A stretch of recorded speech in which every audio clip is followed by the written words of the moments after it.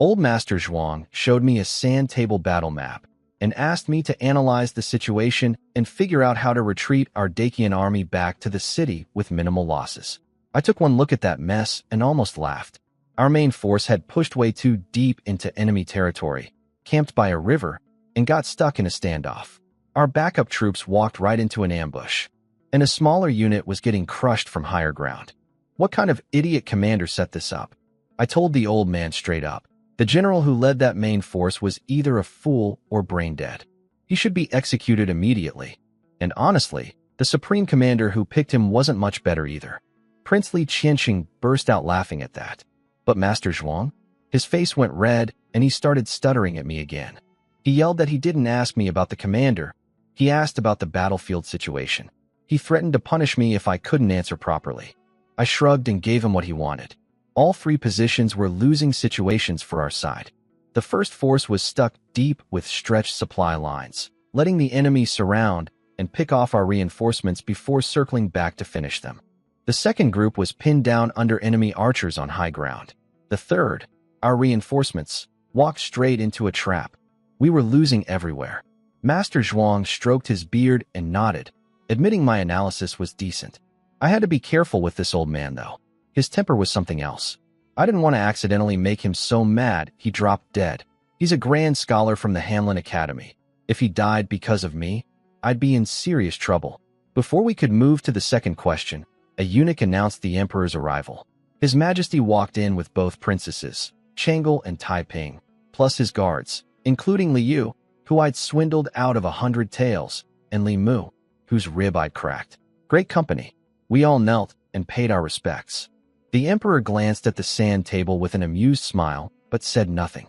The two princesses ignored me and Master Zhuang completely and went straight to their brother, the prince. Taiping was the lively one. She'd basically forced the emperor to bring her here. Then she looked over at me, blinked a few times, and said I actually looked okay, not as ugly as the palace rumors claimed. Both princesses kept staring at me like I was some kind of exotic animal. I couldn't stare back, not with the emperor, Wang Da, Liu, and Li Mu all standing right there. So I just snuck a few glances. Even from those few peeks, I could tell both princesses were stunning. Chang'e was the older one, elegant in a blue silk dress, with flawless skin and a figure that could stop traffic.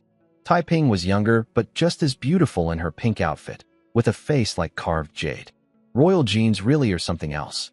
They were easily on par with my 3 wives back home. But then, right as I was thinking that, my system suddenly activated. Ding! New binding target detected. Princess Chang'e, Li Qianro, Affection 1. Ding! Gu Zijian and Chu Qingcheng have reached max affection. Unbound from active tracking. What the? I blurted out loud before I could stop myself. Everyone turned to look at me. Wang Da started trembling again out of sheer habit. The emperor's face darkened. The prince, both princesses, everyone was staring. I broke into a cold sweat and dropped to my knees fast. Your Majesty, forgive me. I suddenly thought of a strategy to solve Master Zhuang's battlefield problem. That's why I cried out. Everyone relaxed after hearing that. The emperor raised an eyebrow, glanced at the sand table, then asked Master Zhuang what he'd been teaching. Zhuang explained the 2 questions he'd posed to me.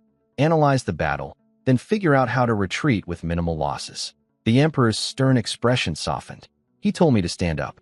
I'd been kneeling so long my forehead was practically dripping sweat. I needed to stop having these outbursts. The emperor let it slide once or twice, but pushed my luck too many times, and who knows what punishment I'd get. But seriously, it wasn't my fault. The system had been silent forever. Then the moment Princess Chang'e showed up, it hit me with notifications. Was it trying to get me to marry a princess? I already had 3 wives.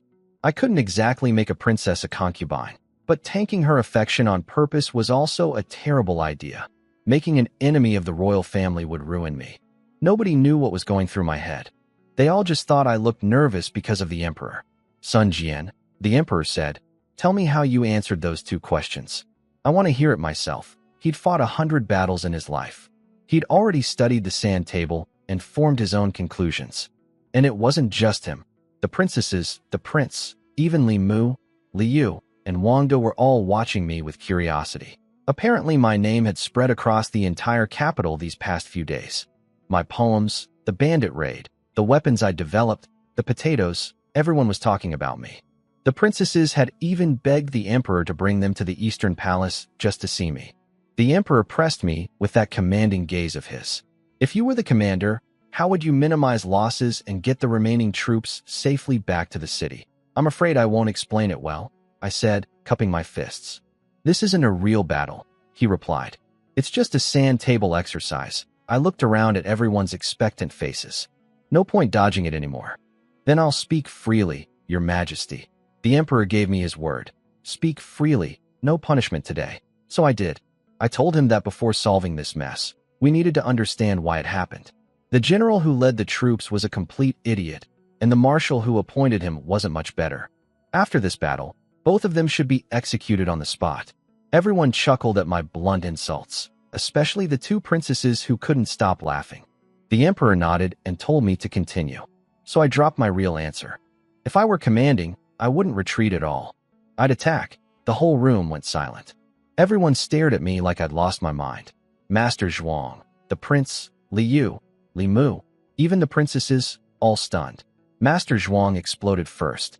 He called me reckless, said I was talking nonsense in front of the emperor, accused me of wanting to send all the soldiers to their graves. He was furious, face bright red. But then he turned to the emperor and offered to take the blame himself, saying as my teacher, it was his failure. I had to admit, the old man had a hot temper, but he was protecting me. That warmed my heart a little. Even the prince tugged my sleeve and whispered that I shouldn't joke about something like this. I stayed calm and reminded the emperor of his promise. He said I could speak freely today. Was I still allowed to talk? The emperor didn't get angry. He told Master Zhuang to stand up, then invited everyone to share their opinions on my idea. Liu went first, sneering at me. He called my strategy the naive ramblings of a bookworm, foolish beyond measure. Said if this were a real battle, I should be executed on the spot. Li Mu backed up his brother. He admitted I was a decent fighter, maybe even good general material, but definitely not commander material. In all his years of battle experience, he'd never heard of attacking from such a hopeless position. It would be like an ant trying to stop a chariot. Wanda the eunuch just smiled and said he didn't understand military stuff. His only job was serving the emperor. Then the emperor asked the prince. Li Qianxin glanced nervously at me and Master Zhuang before agreeing with Li Yu and Li Mu. He said a slow, careful retreat made more sense, and attacking would only increase casualties. Everyone looked at me with contempt, all thinking the same thing. This kid is in way over his head. The emperor turned back to me. Everyone thinks you're a naive fool, Sun Jian. They want to retreat.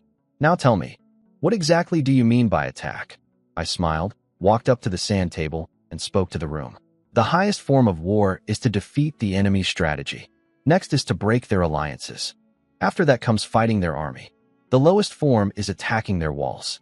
Would everyone agree? The room went quiet. They'd never heard those words before. They came from Sun Tzu's Art of War from my previous world. This world had its own military texts, but nothing exactly like it. After thinking it over, everyone slowly nodded, including the emperor and Master Zhuang, stroking their beards thoughtfully. I started laying out my military philosophy. Honestly, I was just borrowing from Sun Tzu, poems I could steal, so why not military strategy too? The best strategy is to outthink your enemy. Next is diplomacy. After that comes fighting. The worst option is sieging a city. I told them war is all about deception, being unpredictable, striking where the enemy doesn't expect. The key to victory is understanding your enemy's plans and using that against them. Everyone's expressions changed.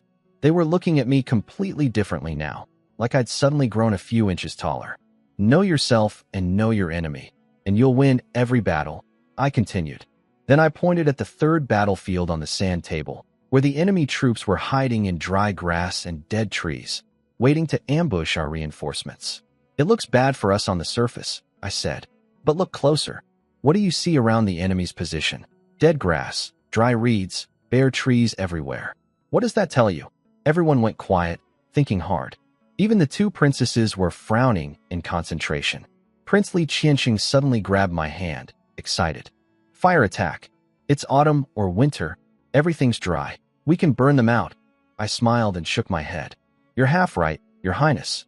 You got the terrain, but you missed the other half of the weather advantage. Old Master Zhuang stroked his beard and spoke up. The winter northwest wind? I gave him a mental thumbs up. The old man really did have some skill. Exactly, wind direction. The enemy is to our east, we're to the west. If they attack us, we hold our ground and set fire to their position. The northwest wind carries the flames straight into them. Their whole area becomes an inferno. Liu and Li Mu finally got it too and started shouting that they understood. I gave them a look. These two had been mocking me earlier, and now they were acting all enlightened? Everything had already been spelled out. If they still didn't get it, they might as well go bang their heads against a wall. Then I pointed to the first and second battlefields. The first force pushed in too deep, but they're only 15 li from the second battlefield. If I were commander, I'd order the first unit to reinforce the second, trap the enemy on their hilltop, beat the war drums, and surround them, but not attack. Surround but not attack? The prince asked. I smiled. That hill is isolated. The enemy thinks holding high ground gives them an advantage, but that's stupid. If we just surround them without fighting, their whole strategy falls apart. Then we cut their food supply, poison their water, beat drums day and night to destroy their morale and sleep. How long can they last up there? They'll collapse on their own. The room went dead silent. Everyone stared at the sand table, then back at me. What looked like 3 hopeless losing positions could actually be flipped into a total victory if you used the right tactics. This was an armchair theory. It was real, logical strategy. Master Zhuang and the prince were looking at me like I was some kind of freak. Liu and Li Mu's faces were burning red. All their earlier mockery had just slapped them right back. Then the system chimed in again. Princess Changle's affection 2. Current value 3. My heart tightened. I didn't even dare look in her direction. At this rate, she was seriously heading toward becoming wife material. This was getting dangerous. Your Majesty, I said, cupping my fists. I've finished my answer. I straightened up and bowed to the emperor. He looked at me with that meaningful smile of his and asked everyone if they had any objections to what I'd said. Nobody made a sound. Their faces said it all. The emperor laughed and gave everyone an out. Your answer was impressive, Sun Jian, but theory is just theory. Real battlefields require adapting to actual conditions. Even the best strategy needs brave soldiers and disciplined commanders to carry it out. I played along. Your Majesty is absolutely right. He said he had state business to handle and left with his guards. Both princesses snuck one last look at me before hurrying after him. Once it was just me, the prince, and Master Zhuang again. The prince grabbed my hands like an excited fan. Sun Jian, you're amazing. No wonder you defeated hundreds of bandits with just villagers. With talent like yours, our borders will be secure. I waved it off modestly. Meanwhile, Master Zhuang looked embarrassed. He'd meant to test me, but I ended up teaching him instead. I'm getting old, he sighed. The next generation really does surpass the last. I tried to comfort him, saying I was just a farmer who paid more attention to weather and seasons than most people. He didn't buy it. So I switched to full flattery mode, comparing myself to a dim star next to his bright moon, a donkey next to his mythical beast. He cut me off before I could finish and said something that caught me by surprise. He wanted me to write down everything I'd said today and compile it into a book on military strategy. He thought my insights were worth preserving. A military book? That's easy.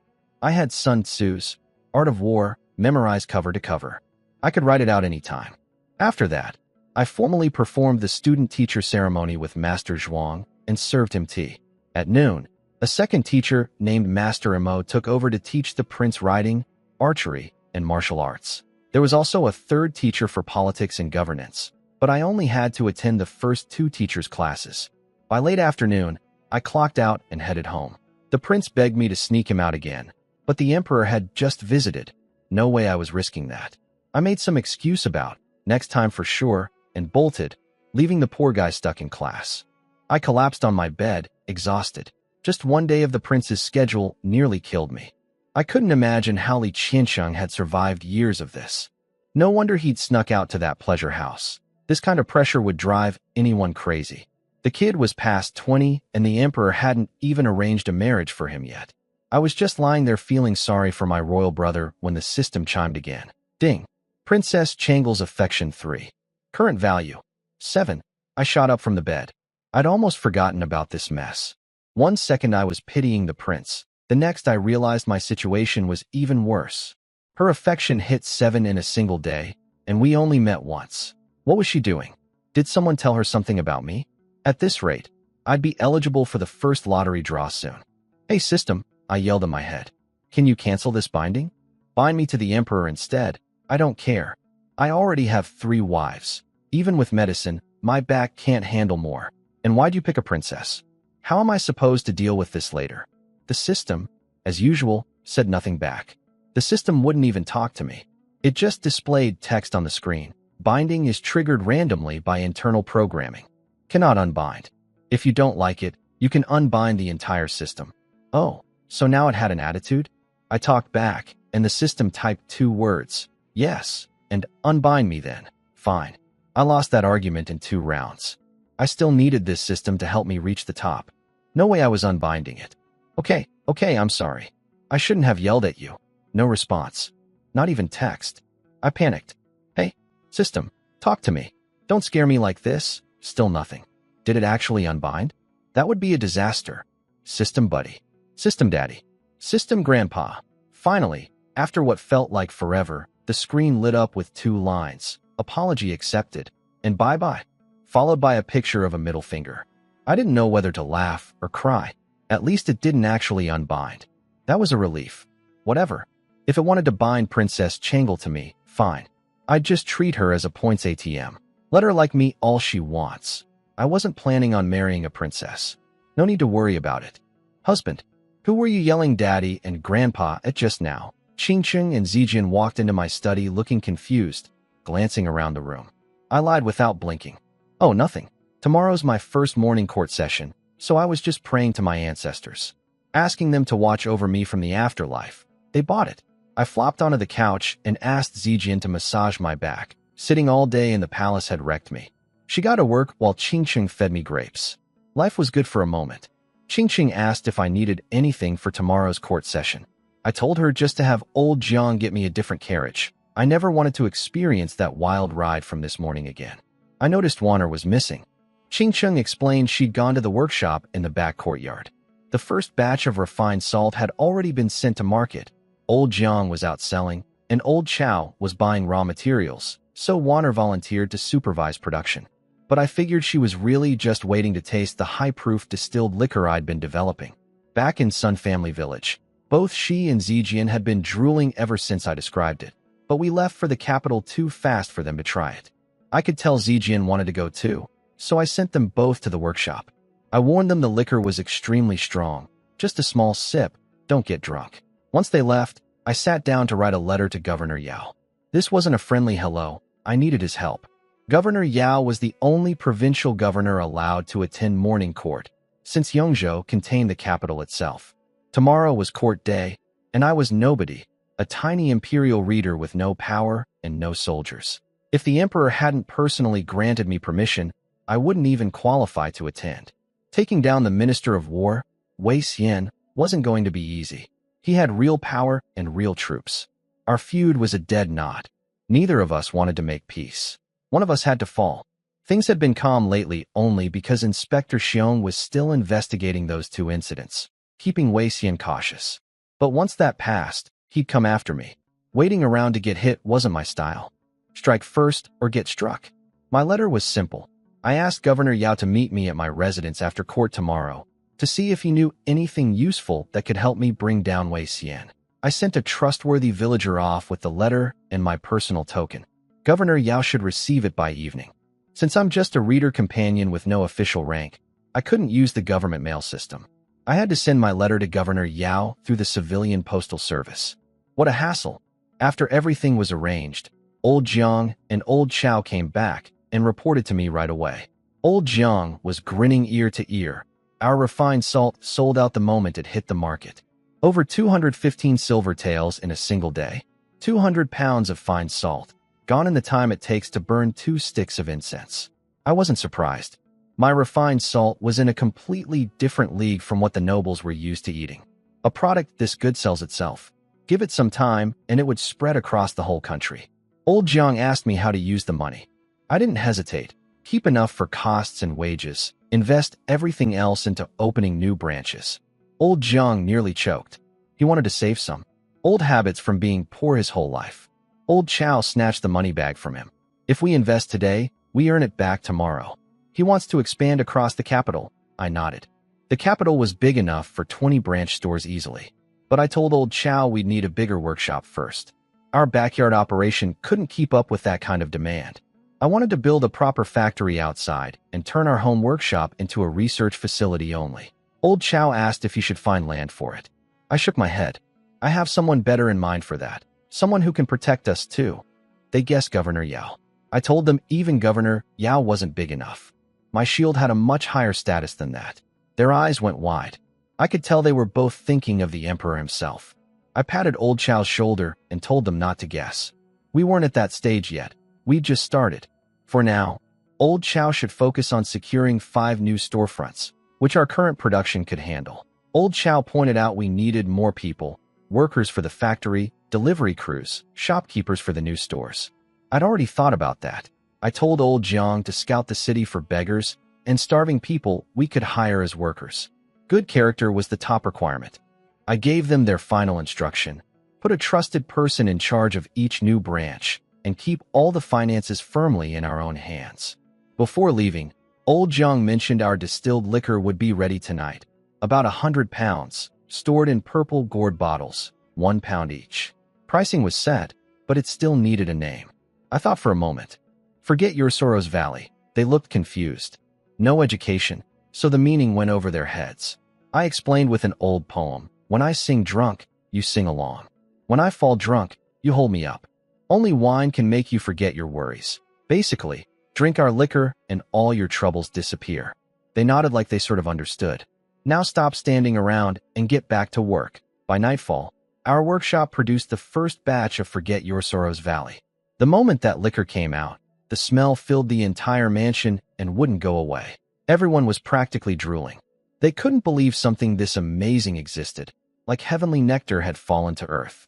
And they were the ones who made it.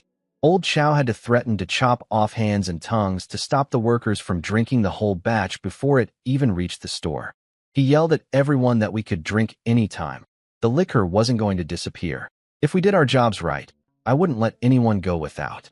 That outburst made things awkward though. My 3 wives had been helping in the workshop all day, hoping to taste the first batch. After Old Chow's speech, they felt too embarrassed to ask. Old Jiang noticed and quickly pulled out 3 bottles he'd set aside for them. But Wanner pushed hers back, saying it wouldn't be fair if they drank while nobody else could. Ching Ching and Zijian did the same. Old Chow stood there feeling like an idiot for not watching his mouth. Ching Chong handled it gracefully, told everyone to get back to work, and said they'd all taste the next batch together. Then she pulled the other 2 away. That woman really knew how to smooth things over. After they left, Old Jiang told Old Chow to take 10 extra bottles to the back house for the ladies, while he loaded up the cart with the remaining 100 bottles for the store. On the way to the shop, the liquor's aroma leaked out from the cart, and people on the street kept turning their heads. Some chased the cart trying to buy it on the spot. Old Jiang told them the shop address and kept moving.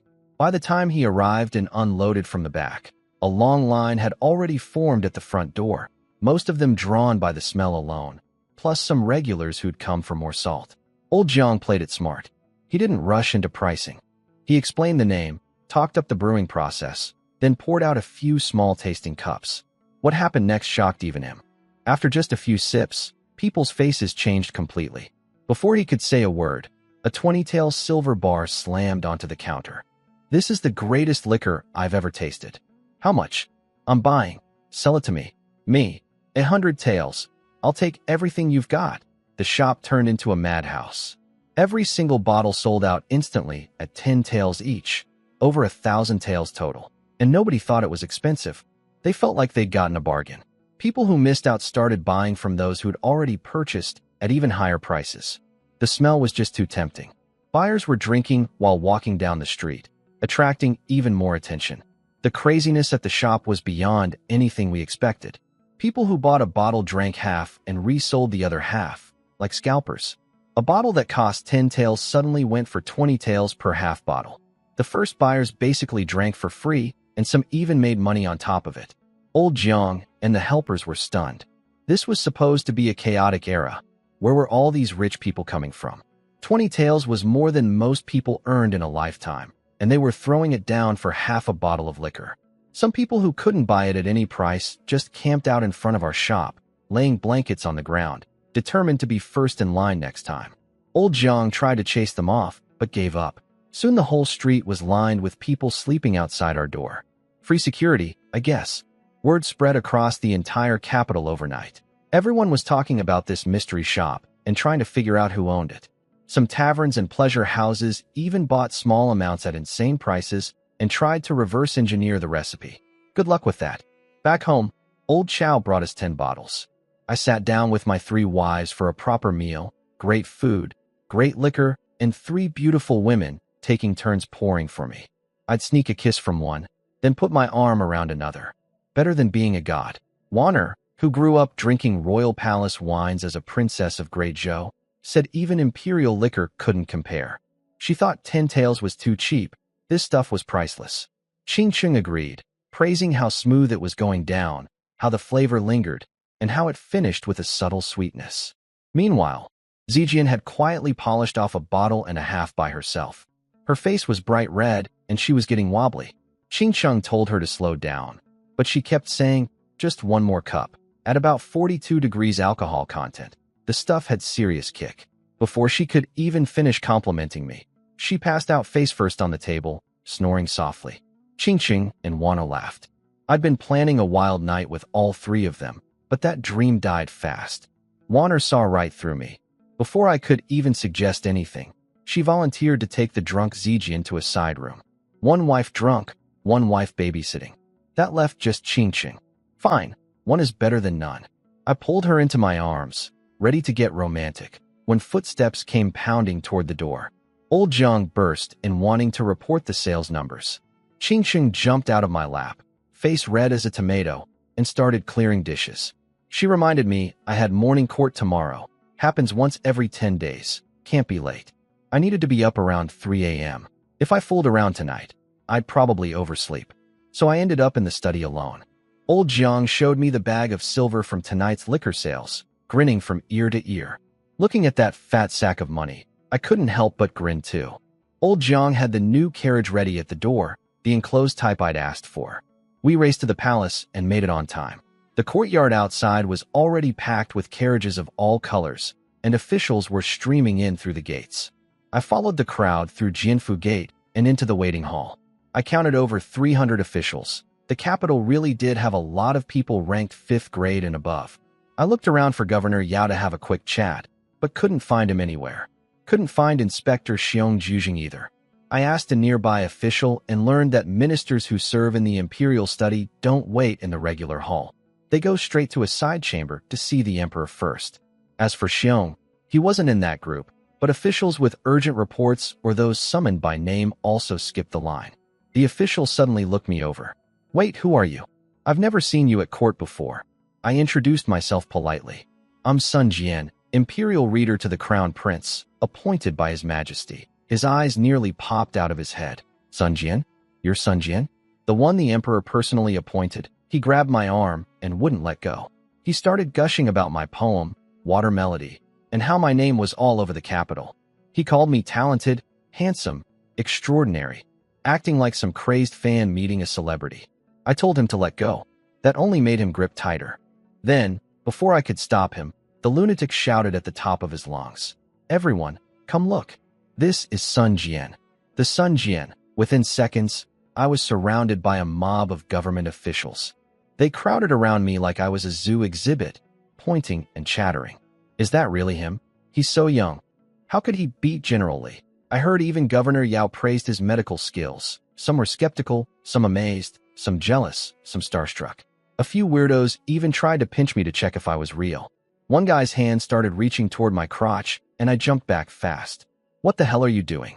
Keep your hands to yourselves. You're all court officials. Act like it. That snapped them out of it. They straightened their robes and calmed down, looking a bit embarrassed. The first guy, the one who'd grabbed me, stepped forward and introduced himself properly. My apologies, Sir Sunday. I'm Fu Hui, Junior Minister of the Court of Judicial Review. Junior Minister of Judicial Review? That's a 4th-rank official. And this is how he behaves? I gave him a half-hearted bow back. He apologized again, saying he'd admired me for so long that meeting me in person made him lose his composure. The other officials behind him bowed and apologized too.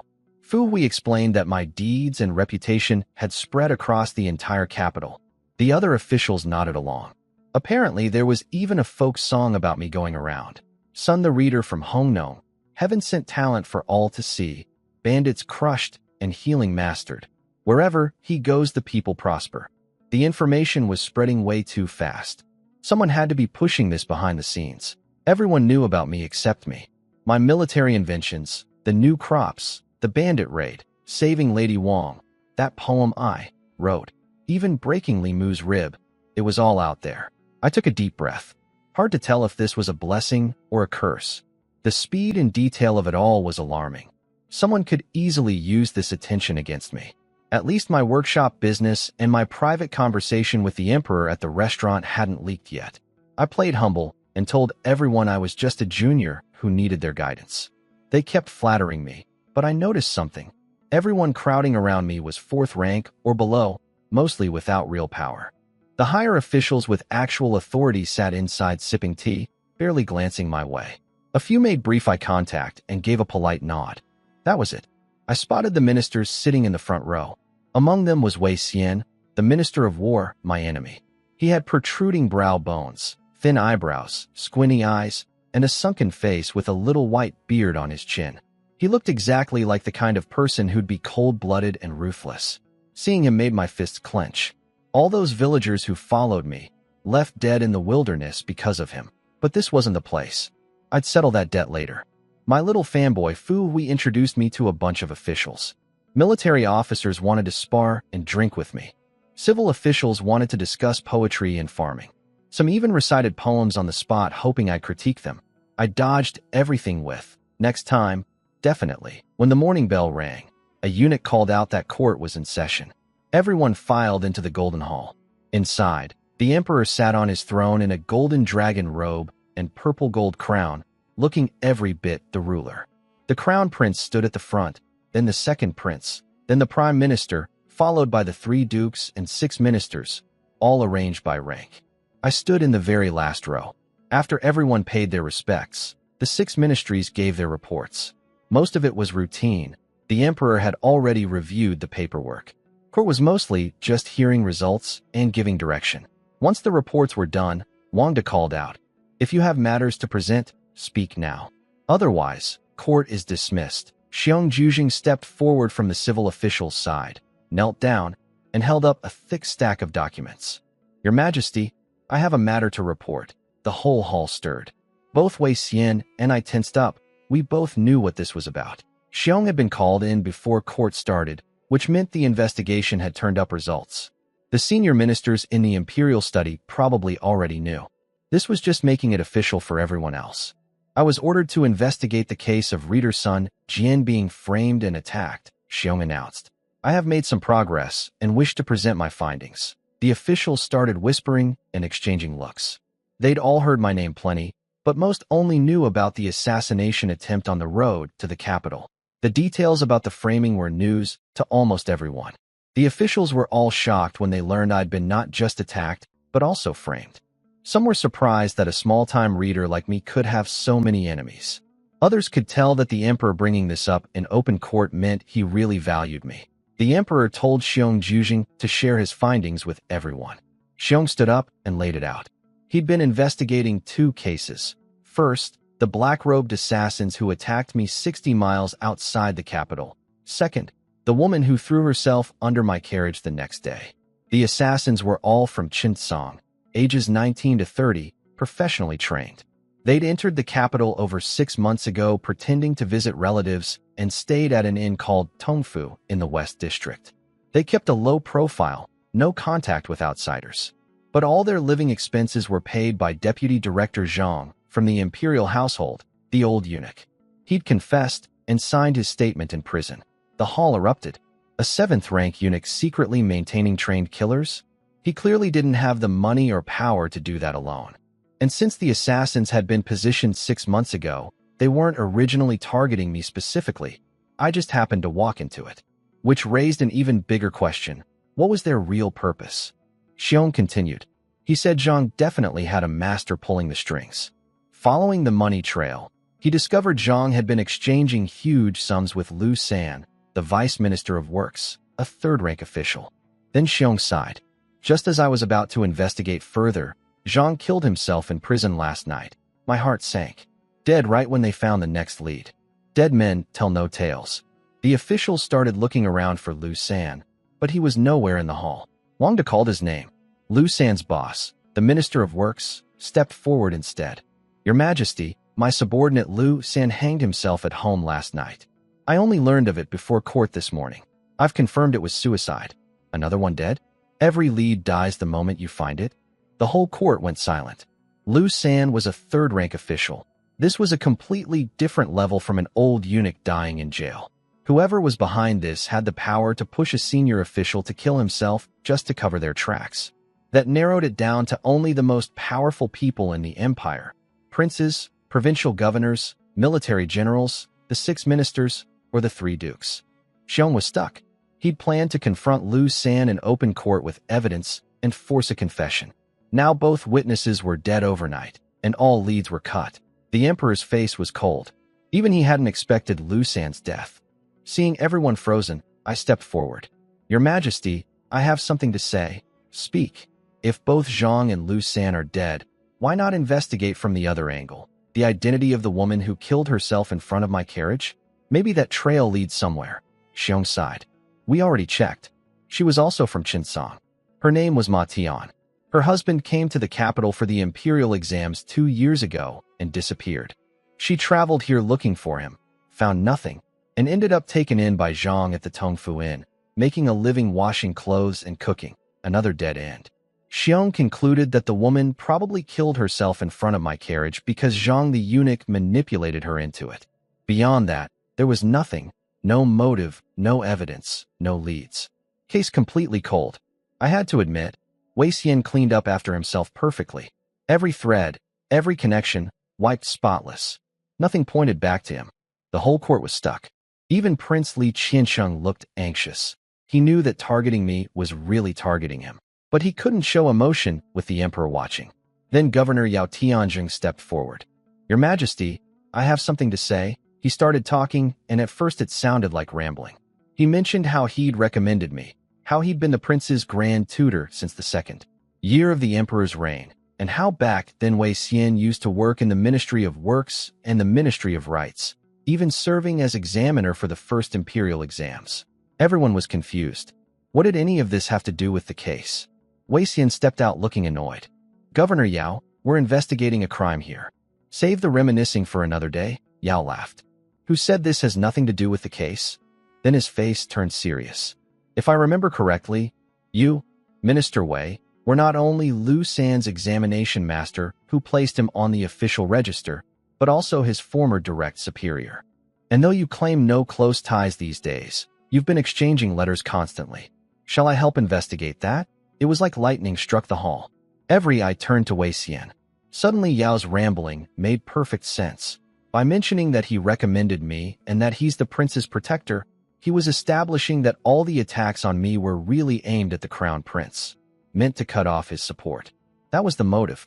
And as for the suspect, Lu San's former boss, former examiner, and longtime pen pal, Wei Xian. Even the prince and Prime Minister Lin turned suspicious eyes toward Wei Xian. Wei Xian fought back, voice raised. Don't slander me.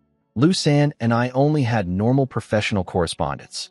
False accusations are a serious crime in Dakian. Yao just laughed. Calm down, Minister Wei. I'm simply pointing out a lead for Inspector Xiong to follow. How is that slander? Wei Xian was trapped, couldn't argue without looking guilty. Yao bowed to the emperor and said his piece was done. The emperor waved it off casually. Wei Xian immediately dropped to his knees, crying that he was innocent.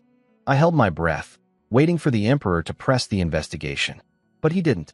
He just said, Minister Wei has served greatly. I trust him. Rise. I was stunned. Why stop here? Yao had laid it out so clearly. What was the emperor thinking? Then he gave Xiong 10 more days to wrap up the investigation. Xiong accepted, looking grim. And then, out of nowhere, the emperor looked at me. Sun Jian, I hear you have military talent and martial skill. Starting tomorrow, You'll also serve as deputy commander of the Tiger Guard Battalion. Wait, what? We were just talking about assassination plots, and suddenly he's promoting me? Was I supposed to go to the Eastern Palace or train soldiers at the Tiger Guard camp? What was happening? Congratulations, Sir Sun. Quick, accept the decree. Fu Hui and Li Hongji nudged me back to reality. I dropped to my knees fast. I accept the decree. Thank you, Your Majesty. The Emperor nodded, satisfied, and glanced at Wang De, who immediately called out. If there are no further matters, court is dismissed. Nobody dared say another word. The whole court had just watched a chess match they couldn't fully understand, and no one wanted to be the next piece on the board. Court ended with Wang De's announcement. The Emperor stepped down from his throne and headed to the side chamber without another word. I stood there still trying to figure out what he was thinking. Officials filed past me, many offering congratulations. Getting promoted to deputy commander of the Tiger Guard Battalion this quickly was unprecedented. Everyone could see the Emperor favored me. As long as I survived the current storms, my future in court would be limitless.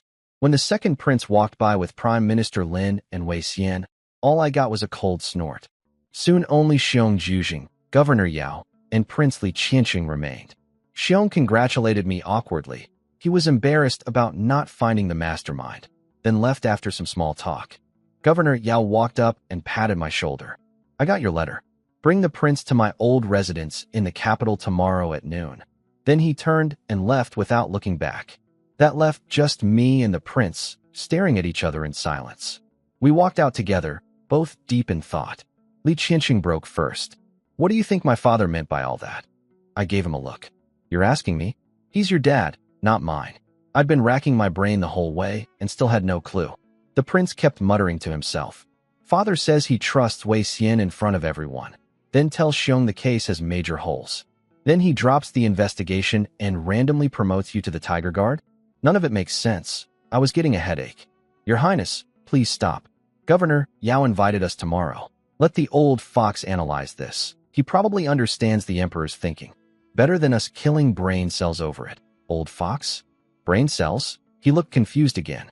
I had to explain that old fox meant someone experienced and savvy, and brain cells just meant overthinking. He laughed and pointed at me.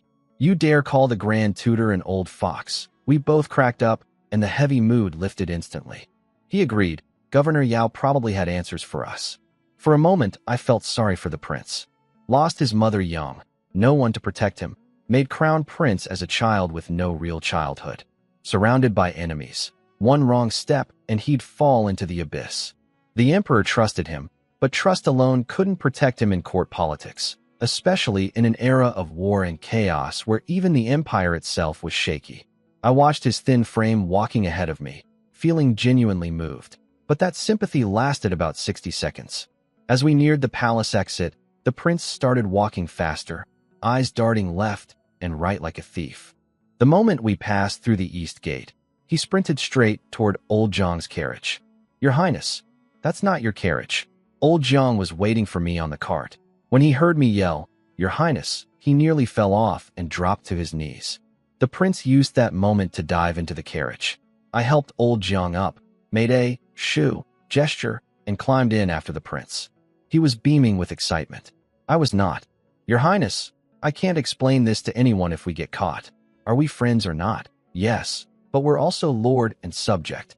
Then stop talking and tell your man to drive. Drive where? Anywhere. I'm not going back to class this afternoon. Show me around the capital. I rubbed my forehead. Your Highness, I have things to do this afternoon. Wang De might come to my house with an official decree. I can't take you out. If you go missing, the whole capital panics. I can't handle that responsibility, he argued back. Last time I snuck off to Hongnong for 3 days and nothing happened, remember? Little Jinzi will cover for me at the Eastern Palace. It'll be fine, but when I tried to argue more, Li Qianqing put on his serious face. Sun Jian, are you disobeying my royal command? That was that.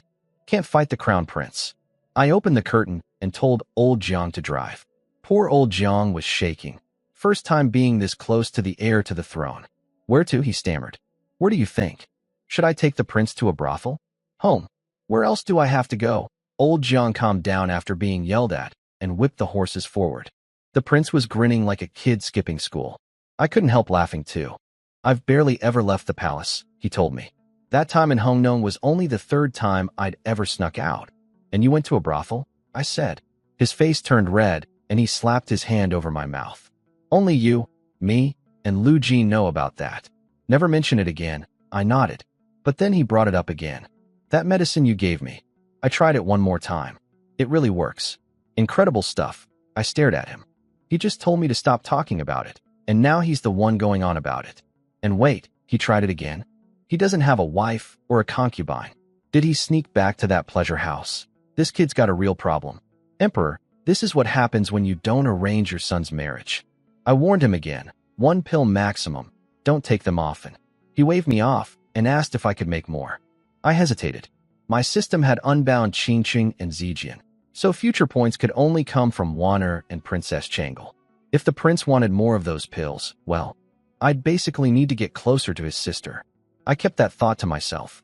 It's complicated to produce, I said. I had a bunch, but I gave them all to the emperor. His eyes nearly popped out. Father takes them too? Yeah. The day after we had drinks at the inn, I didn't mention the deluxe gift set of adult toys I'd included. His whole family was using up my inventory. If I ever needed some myself, I'd have to spend points to get more. The prince swallowed hard. Let's never bring this up again, agreed. After an awkward silence, he sighed and changed the subject to serious matters. Disaster reports from various provinces, refugees, border wars at a standstill. His father was losing sleep over it all. I was actually impressed that he worried about the country's problems instead of his own dangerous position. But I had to redirect him. Your Highness, aren't you concerned about your own situation? Of course I am, he said, spreading his hands. I'm anxious every day. His expression darkened. We were both smart enough to know what the real threat was. Wei Xian's faction targeting him, possibly with the second prince involved. Does the emperor not see the factional fighting? I complained. The second prince is obviously scheming. I've only met him once, and even I could tell. Why does the emperor keep him in the capital? I don't know, he sighed. I can never read father's mind. Old Jiang pulled up to the side gate of my mansion. Smart man. He knew to avoid the front entrance with the crown prince inside. We're here, Your Highness. I reached to open the curtain for him, but he wouldn't move. Actually, you go ahead. I'll just wander around the capital for a bit. And where exactly will you go? Just around. I've never really explored the capital.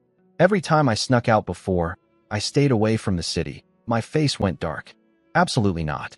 Look at what you're wearing. Everyone will recognize you. If something happens, my entire clan gets wiped out. Just lend me some of your clothes, and I'll go out for a bit. I'll be back soon, the prince begged. I wasn't having it. Letting him come to my house was already my biggest compromise. This wasn't some safe modern era. If anything happened to the crown prince on my watch, my whole family was done for. No way. He pulled the royal authority card again. I stood firm, but offered a deal. I'll take you around the capital next time. But today we just left court. We're still in our court clothes, and we have no guards. It's too dangerous. With you here, who needs guards? You broke Li Mu's rib. Barely anyone in Dakian could beat you. Your Highness, protecting you and sparring are two different things. If 100 arrows come flying at us, I can't shield you. He finally gave in, but made me promise. Next time for sure. I agreed.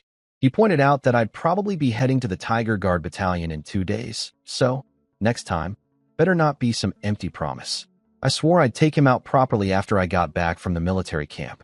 He let me help him down from the carriage, and we entered through the side gate.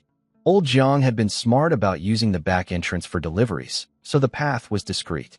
When the prince saw my courtyard garden, his eyes lit up. He'd never seen anything like what I was growing. What are all these? I walked him through. Tomatoes, winter melon, zucchini. Each one nutritious and delicious. He was amazed. How did you even discover these things? Wild seeds? Foreign imports? I scratched my head. I hated answering that question. Luckily, he didn't push it, just shook his head in wonder. But where are the potatoes? Everyone at court's been talking about them. Hey, stop stomping through my seedlings. I had to pull him out of the garden. The potatoes aren't planted yet. I haven't had enough workers. But I brought some from Sun Family Village. Want to try them? I'll have the kitchen cook some up. He was thrilled. I gave old Jiang a look, and he scurried off to the kitchen. The prince told me the whole court was buzzing about the potatoes. Officials were split into 2 camps. Some thought I'd fake the yield numbers, Others doubted potatoes could even serve as real food. That's why nobody at the morning assembly had asked me about them directly. They were more curious about my poem and my fight with Limu. Your father believes you, though, he added. He blocked a lot of those critical reports. He even placed you in this neighborhood because it's close to the Imperial Farm. If those potatoes really perform like the rumors say, you'll have saved millions of people. The food crisis, the population problem, all of it could be solved. I nodded. I already knew all of this. In an era without technology, food was everything. It determined population, stability, and national strength. So your super potato really works like you said? Yes. He got even more excited. You really are heaven sent. Poetry, medicine, military strategy, martial arts, inventions, farming. Is there anything you can't do? Your Highness, please stop teasing me. Let's go to the study. The tea should be ready. We sat down for a chat. I thought about opening a bottle of Forget Your Sorrows Valley for him, but decided against it. He was here secretly. If he got drunk, I'd have no idea how to handle that situation. After a while, old Jiang brought in the freshly steamed potatoes. The prince took a few bites of the steamed potato, and his eyes went wide. He practically shouted that it was delicious, nearly swallowed his own tongue. Coming from someone who'd eaten the finest royal cuisine his entire life, that was high praise. My 3 wives heard I was back and came running to find me, but old Jiang stopped them at the door and whispered that the crown prince was inside. Qing Cheng and Zijian were happy for me, impressed that I had such a close relationship with the heir to the throne. Only Wanner pouted and muttered, "So what? Big deal." Qingqing quickly pulled her away before she said anything worse. When afternoon came, I had too much to deal with, so I wrapped things up with the prince, promised him again I'd take him around the city next time, and had old Jiang and old Chao escort him safely back to the Eastern Palace. I didn't relax until they came back and confirmed he'd made it inside. Finally got rid of that royal handful. Back in the study, old Jiang nervously asked if the prince had found out about our workshop business. He and old Chao both looked worried. They thought the royal family was going to swoop in and take over our money-making operation. I rolled my eyes. He just wanted some fresh air. He only asked about when we're planting potatoes. He doesn't know anything about the business. They immediately brightened up. Old Chao scratched his head and said it was better the royals didn't know. At the rate we were making money, we'd probably be earning more per month than the country collected in annual taxes. The palace would definitely want a piece of that. Old Jiang suggested we hold off on finding our shield and just make money quietly for a few months first. I shut them both down. Even if the royal family gets involved, I'll make sure this business stays in our hands. Trust me. Their eyes lit up. They never doubted me anymore. They figured following me was the luckiest thing that ever happened to them. Then we got down to business. Old Jiang reported that we'd hired 20 young workers for the shops, 1 meal a day and 3 copper coins per shift, paid monthly. He handed me a detailed list of every worker, where they lived, family background, work history, all verified. He'd even written out procedures for managing them and protecting the stores. I was impressed. He'd learned all this helping his uncle back in Hongnon County. Old Chao showed me property deeds. We now had 3 shops open in the capital, with 2 more launching tomorrow. With the new hires handling sales and deliveries, our village workers could focus entirely on production. Output had jumped to 450 pounds of refined salt and 300 pounds of Forget Your Sorrows Valley per day. Everything sold out the moment it hit the shelves. Daily profit, over 3,400 taels of silver. 3 for 100? Even I was shocked. At that rate, I'd be richer than the entire nation before long. A regular horse cost less than 5 taels. A good Turkic war horse was under 10. With 3,400 taels a day, I could build a fully equipped private army in about a month. Old Chao clarified that was tomorrow's projected number. Today we'd only sold 100 pounds of salt and 50 pounds of liquor since it was morning only, so today's take was around 600 taels. Still not bad. He handed me the account books, every transaction recorded down to the last copper coin. The handwriting was ugly, but the bookkeeping was flawless. Then I noticed something unexpected in the property deeds. Wait, you bought a huge piece of land on Lishan Mountain outside the city. Old Chao explained he'd picked that land for the new workshop site I'd mentioned. I looked at the deed again and nearly choked. 300 acres of flat land for just over 300 taels of silver? That was basically free. A tiny shop in the capital cost over 100 taels, and this guy got 300 acres for the same price as 3 shops. I seriously wondered if he'd been scammed. But I checked everything twice. The documents and land deeds were all officially issued by the government. Completely legit. Old Chow grinned and explained. The land was on the backside of Lishan Mountain, mostly hard rocky soil, almost no people around, too far out for farming. Nobody wanted it. The sellers practically begged him to take it. And that's not all, he added. The 300 acres is just the flat part. The hillside land came free. About 600 more acres. I nearly inhaled my own tongue. Almost 1,000 acres total for 300 taels. You could build a small city on that much land, let alone a workshop. I gave Old Chow a big thumbs up. The man was a genius negotiator. I told him to start construction whenever he had time, then asked if there was anything else. Old Jiang mentioned he hadn't gotten around to hiring household servants yet since he'd been driving me around all day. I told him to handle it tomorrow. After they left, I was about to rest and then ask Zijian about the Tiger Guard battalion. But before I could even lie down properly, all 3 of my wives walked in. "Are you tired today, husband?" I sat up quickly. "Actually, I was just about to come find you 3. Warner spoke first. "We want to find you too. We're bored out of our minds. Everyone in the house is busy except us. We want something to do, that's it. It's a big deal. And just so you know, I'm not doing any heavy or dirty work." Warner crossed her arms. I smiled. "Give it a few days. I have a feeling there'll be plenty for you to help with soon." Then I turned to Zijian. "What do you know about the Tiger Guard battalion?" All 3 of them froze. Everyone knew about the Tiger Guard. It was one of the 2 elite armies protecting the capital, directly under the Emperor's command. Even Warner, a princess from an enemy nation, had heard of them. "Why are you asking?" Zijian said cautiously. "Because as of today, your husband is the new deputy commander of the Tiger Guard battalion." Their jaws dropped. I'd only attended my first court session today and already got promoted to deputy commander of an imperial army. This kind of favor was practically unheard of in any dynasty. Zijian figured it was because of my fighting skills and the bandit story spreading everywhere. Ching Chung added another theory. Since the Tiger Guard was the Emperor's own force, he was probably building a loyal military team around the Crown Prince, and putting me in charge was part of that plan. Warner just pouted quietly. I could tell she wasn't impressed. Knowing her, she was probably thinking something like, "Big deal. If you came back to Great Zhou with me, my father would give you command of the entire Imperial Guard." Nobody noticed her sulking, though. We were all too busy trying to figure out what this promotion really meant. Zijian noticed I didn't look happy about the promotion and asked what was bothering me. I sighed and told all 3 of them what happened in court. The investigation hitting dead ends, the Emperor suddenly declaring trust in Wei Xian, then randomly making me deputy commander of the Tiger Guard. I asked Zijian to tell me everything she knew about the Tiger Guard, since she came from a military family. She explained that the capital had 3 military forces. Inside the city were the left and right armed guard armies, protecting the east and west sides. Her father had been the left armed guard general. Outside the city were 2 elite camps, the Dragon Pride Battalion to the northeast and the Tiger Guard Battalion to the southeast, each about 100 kilometers from the capital, forming a defensive triangle. All 3 forces answered directly to the Emperor. Not even princes could command them. I also learned that the Golden Guard, Li Yu and Li Mu's unit, was separate. They were the Emperor's personal bodyguards protecting the palace itself, not the city. The Tiger Guard was serious business.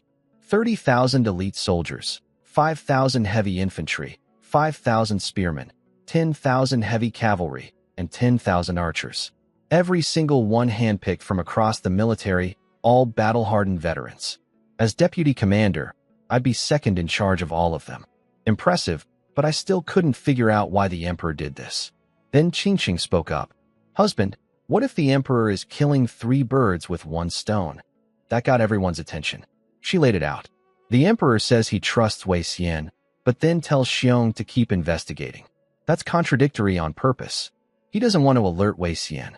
He wants to slowly strip away Wei Xian's power, pull the fangs from the snake before striking." It hit me like a thunderbolt. I jumped in and started connecting the dots. He's telling me there are Wei Xian's people inside the Tiger Guard, maybe even evidence of his crimes. Instead of banging our heads against dead witnesses and cold trails, we go after his network, dismantle his loyalists, strip his military and political power, Then you don't even need evidence to finish him, Qingqing continued. And once you take control of the Tiger Guard, the prince has real military backing. Your Highness's position is secured. Then as you gain merit cleaning house, you build your own political and military power, which strengthens the prince's faction and breaks up the court's factional fighting. Building the road in plain sight, while sneaking through the back passage, I exclaimed. 3 birds with 1 stone. That crafty old emperor really was something else. I was genuinely grateful to Qingqing in that moment. Without her analysis, I'd have been scratching my head for days. I married well. She always had a way of lighting up the path when I was stuck in the dark. I asked Zijian if she remembered any names of Tiger Guard officers, the commander, the generals, the colonels. Unfortunately, she'd grown up training in martial arts, not politics. Being a woman, she'd never been involved in court affairs and couldn't remember many specifics. Zijian couldn't remember much about the Tiger Guard officers anyway. It had been years since her father was alive, and she'd never had direct contact with those people. Wana rolled her eyes at me. Why are you asking, Zijian? You said yourself the imperial decree is coming. The eunuch delivering it will obviously bring the military roster with him. I slapped my thigh. She was right. How did I not think of that? Was I getting dumber lately? A teenage girl was outsmarting me. I pinched her cheek and told her she was clever. She blushed and swatted my hand away, acting all shy. Qingqing and Zijian covered their mouths laughing. Wana used to always snap back with, "Who's your anything?" But now she was acting like a tame little kitten. Before I could enjoy the moment longer, knocking came from the study door. It was Tai Dan, the villager I'd posted at the front gate after he hurt his arm during the assassin attack. He came running in, sweating and panting, to tell me a whole group of palace eunuchs were standing in the front courtyard with trays full of stuff, armor, weapons, documents. The imperial decree had arrived. I told the girls I'd go receive it and headed to the front yard. It was the same old eunuch from the imperial household, Eunuch Su, who delivered my court robes last time. But this time the show was way bigger. Dozens of young eunuchs stood behind him, each holding purple wooden trays loaded with a helmet, armor, battle boots, a belt, a sword, an official seal, command tokens, and appointment documents. Everything I needed. Greetings, Sir Sun. The old eunuch bowed deeply. I could tell he was even more respectful than last time. He'd been in service for years and had never seen anyone promoted this fast. A few days ago, I was nobody. Now I held 2 prestigious positions, Imperial Reader and Tiger Guard Deputy Commander. He said even Prime Minister Lin hadn't received this kind of imperial favor. Sir Sun, your future is truly limitless. It's an honor for this old servant to deliver your appointment. I smiled and played humble, but honestly, the flattery felt pretty good. Then I pulled out a tin-tail banknote and slipped it into his palm while stepping aside for a private word. He glanced around nervously, checking that his junior eunuchs all had their heads down, then did the standard fake refusal routine. Sir Sun, this isn't proper, I couldn't possibly. Meanwhile, he was already peeking at the amount on the note and running his pinky finger over the raised print to check if it was real. The old fox thought I couldn't see that. I kept insisting. Eunuch Su, you're the elder here, and you've been running back and forth on my behalf. Please accept this small token of respect.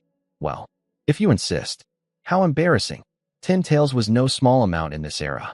It could buy a quality war horse. The purchasing power was probably equivalent to around 10,000 yuan from my previous life. Those old TV dramas where people tossed around millions of taels like nothing? Complete nonsense. Reality was very different. Eunuch Su finally pocketed the banknote with a shy smile. I don't usually like bribing people. Honestly, I find it disgusting. But today was different. I needed information about the Tiger Guard from this old palace veteran who'd been delivering imperial decrees for years. After some more back-and-forth pleasantries, he got down to business. He walked to the center of his entourage, took the imperial scroll from a junior eunuch, and read it aloud. Basically, it praised my martial talent and strategic mind, then formally appointed me deputy commander of the Tiger Guard Battalion. I accepted the decree, then brought everyone inside to inventory the goods. 4 sets of clothing, 1 light armor, 1 heavy armor, 2 official uniforms. My start date was the day after tomorrow. Duties, drilling troops, and managing military affairs. Su handed me the name roster, command token, and the deputy commander's gold seal. This roster contains all soldiers ranked centurion and above, 326 men total. Also, The Tiger Guard deputy commander is a fourth-rank military position, answering directly to the emperor, not the Ministry of War. Fourth rank? Just like that? I went from having no rank at all to fourth rank overnight. No wonder all those officials congratulated me so eagerly. Su noticed my surprise and clarified something I didn't know. Military ranks only had 12 grades, not 18 like civilian ones. The lowest military rank was 6th grade, so my 4th rank was actually just middle of the pack, barely above the bottom tier. He explained the hierarchy. First rank was Grand General, equal to the 3 dukes. Only one person held that title, Old General Yu, currently fighting at the border. I'd heard of him, but never met him. I asked about Governor Yao's rank. Su's face turned respectful. Governor Yao is a deputy first-rank Grand Cavalry General and simultaneously a second-rank civilian official, so Yao was the second highest military figure in all of Dakian. Impressive. Su offered to bring me reference books on military ranks from the imperial household. Free knowledge? Absolutely, I'll take it. Then I noticed something missing while examining my new gear. No military tally, the token needed to actually command troops. Where's the military tally? Su looked at me awkwardly. Sir son, only the Emperor and the Chief Commander hold the Tiger Guard tally. As Deputy Commander, you cannot possess one. Doing so would be considered treason. Fine. No tally then. I wasn't going to refuse the appointment over a technicality. Once I'd buttered Su up enough, I leaned in close and glanced at the junior eunuchs still standing around.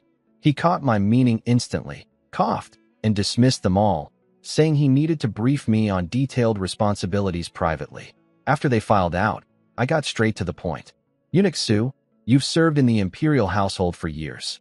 You've delivered decrees to every corner of this government. You know everyone and everything. He straightened up, listening carefully.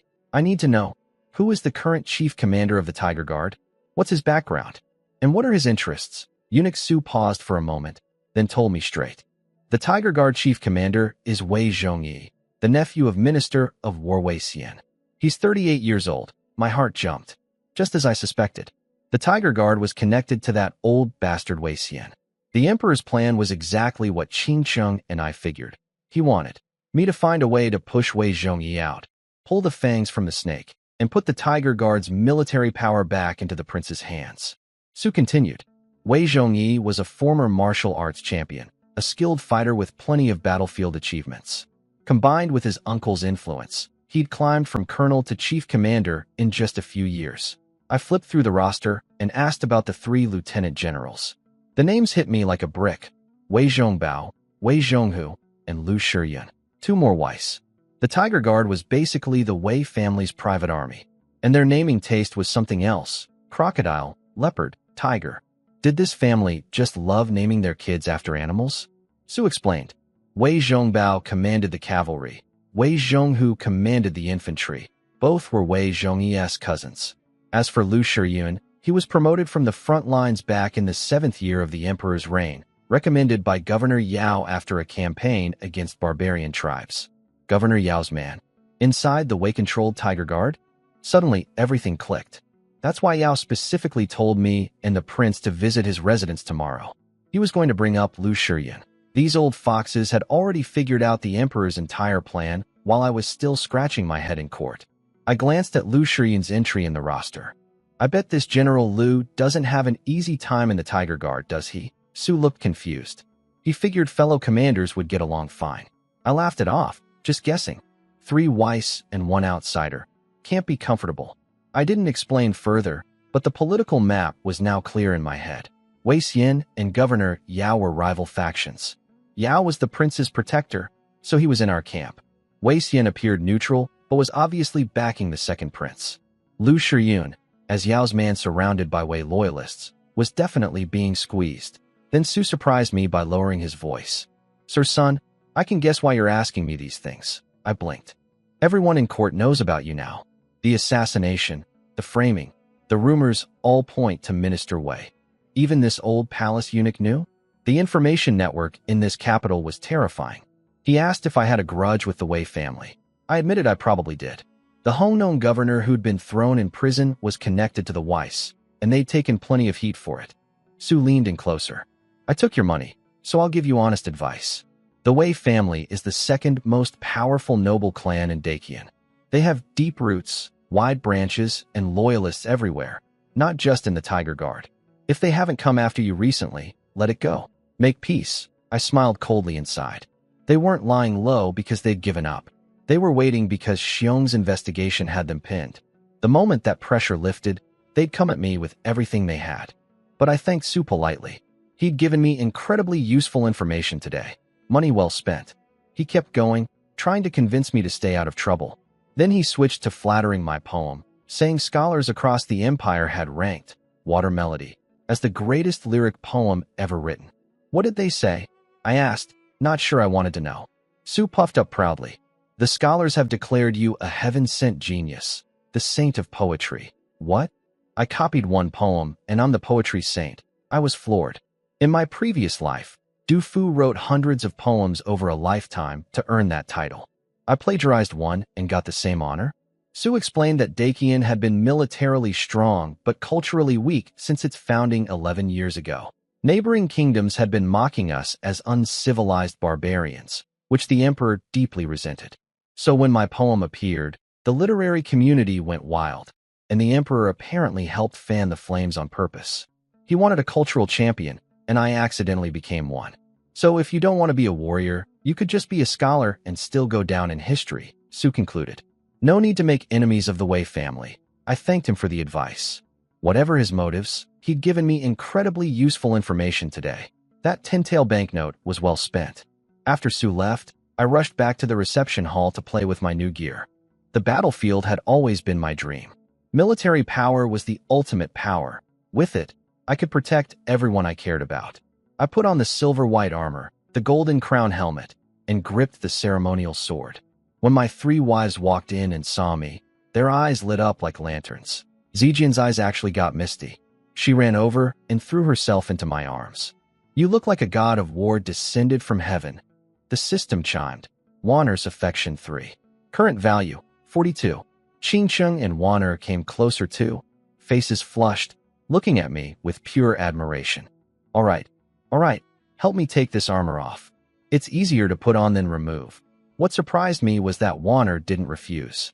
She blushed but stepped right up alongside the other 2 to help with the buckles and straps. Even Qingcheng and Zijian exchanged a surprised glance. Removing a man's armor together was an intimate act. You wouldn't do it unless you really cared. But with 41 affection points, Wanner would probably walk through fire for me at this point. I'd pretty much figured out how the system scale worked. 10 points was a crush. 20 was love. 30 was, I'll never forget you even if we're apart. 40 and above? That person would give their life for you without hesitation. Standing so close to all 3 of them, breathing in their different scents, my mind started wandering to certain comparisons. My brain started ranking things it had no business ranking. Then I started imagining all 3 of them together tonight, and couldn't help grinning like an idiot. Husband, what are you smiling about? Qingcheng caught my creepy expression and gave me a look. I coughed awkwardly and touched my nose. Nothing at all. Qingcheng caught me grinning like a fool, and the other 2 stopped helping with my armor to stare at me. Nothing. Just thinking about something nice. Wanner's face went red. She figured out exactly what I was thinking, dropped her hands, and stepped back. You're obviously having dirty thoughts. Take it off yourself. She pulled Qingcheng and Zijian away with her. I was left to wrestle with the remaining buckles alone. I made a mental note. Once things settled down, I'd find a chance to get all 3 of them drunk on Forget Your Sorrows Valley. And then, just as I finished removing the last piece of armor, Taidan came bursting into the hall, trembling and out of breath. Sir, soldiers, a whole army is heading this way. My heart dropped. The girls tensed up immediately. Slow down. What happened? He explained that after walking eunuch Su to the intersection, he saw a large group of armed soldiers in full armor marching toward our street. He heard the lead soldier ask a street vendor where the Sun residence was. Then he ran home as fast as he could. I went into emergency mode. Taidan, run to the back courtyard. Tell old Jiang and old Chow to shut down the workshop and hide everything. If trouble starts up front, everyone evacuates out the back. Then I turned to Zijian. Take Qingcheng and Wanner to the back. If things go bad, get out. What about you? All 3 of them asked. I don't know what these people want yet. If we all run to the back, nobody escapes. Go now. Zijian wanted to stay and fight beside me. Wanner grabbed her arm. I raised my voice. Ching and Wanner can't fight. You have to protect them. Don't make me yell. Move. Before they could argue more, heavy footsteps filled the front courtyard. They were already here. I signaled the girls to wait inside and walked out alone. The moment I stepped into the yard, I wanted to strangle Tai-Dan. These weren't random soldiers coming to cause trouble. They were the Imperial Left Guard, the Emperor's own protective force. Their armor and uniforms made it obvious. The Left Guard answered directly to the Emperor. Not the Second Prince, not Prime Minister Lin, not even Wei Xian could command these troops. This wasn't an attack. I'm Sun Jian, I said, stepping forward with a fist salute. The commanding officer was a massive guy, tall, broad-shouldered, with thick eyebrows and a wide face. He looked me over once, then dropped to one knee with his fists raised. Lieutenant Gu Hu of the Imperial Left Guard, reporting with 500 armored soldiers to serve Sir Sun. Behind him, every single soldier, all 500 plus more at the gate, dropped to one knee in unison and roared, reporting to Sr. Sun. The sound shook the entire mansion. I stood there completely stunned. They weren't here to arrest me. They were here to serve me. What? What is this? By Imperial decree, I am Gu Hu, Cavalry Colonel of the Left Guard. I've been ordered to report to you with 500 guard soldiers. And just like that, it all made sense. It hit me. The Emperor had promised to send people to help plant potatoes on the Imperial farm nearby. These were those people. I wanted to scream. These idiots showed up in full battle armor with swords drawn, 500 of them marching through the streets asking for my house. They looked like they were coming to raid my home. Nearly gave me a heart attack. You said the Emperor sent you? I asked, barely holding back my anger. Yes, sir. Your name is Gu Hu? Yes, sir. Well, you really are a tiger, I said. It was a pun. Hu means tiger, but I also meant he was recklessly bold. He completely missed the joke and thanked me for the compliment, saying his late general gave him the name. Confirmed, this guy was an idiot. I looked at the 500 soldiers kneeling across my courtyard and doorway. How long are you planning to kneel there? He explained that according to the Imperial decree, he and all 500 soldiers were now under MY command. My word was military law. They couldn't stand until I told them to. Interesting. The Emperor's timing was no coincidence. He'd promised me these troops ages ago, but waited until the exact day before I started at the Tiger Guard to send them. He knew I'd need loyal manpower going into a den of Wei family wolves. This had been planned from the beginning. My anger faded. Fine, everyone get up. 500 voices boomed in unison. Thank you, Sir. Meanwhile, the girls had been hiding inside, terrified. After hearing my conversation, they relaxed, except Zijian. Through the window, she saw something that made her entire body tremble. She walked out like she was in a trance, ignoring Qingqing and Wanner calling after her. When she appeared in the courtyard and saw Gu Hu, tears filled her eyes. Gu Hu. He looked up and his jaw dropped. Young miss. You're alive? He crashed to one knee. Gu Hu greets the young miss. All 500 soldiers followed, kneeling again. Greetings to the young miss. Zijian stood there crying silently. These were her father's old soldiers. Some had even been servants and retainers of the Gu family before everything fell apart. I pulled her into my arms and held her. Are you okay? She wiped her tears. They were all my father's men. I understood completely. She'd lost her entire family. Suddenly finding her father's old soldiers alive. Of course, she'd break down. I sent Tai-Dan to tell old Jiang and old Chao it was a false alarm, then brought Gu Hu inside to talk. In the hall, I sat in the center with my 3 wives beside me. Gu Hu knelt again. I told him to stop kneeling and sit down, but he refused. The young miss is still standing. How could I sit?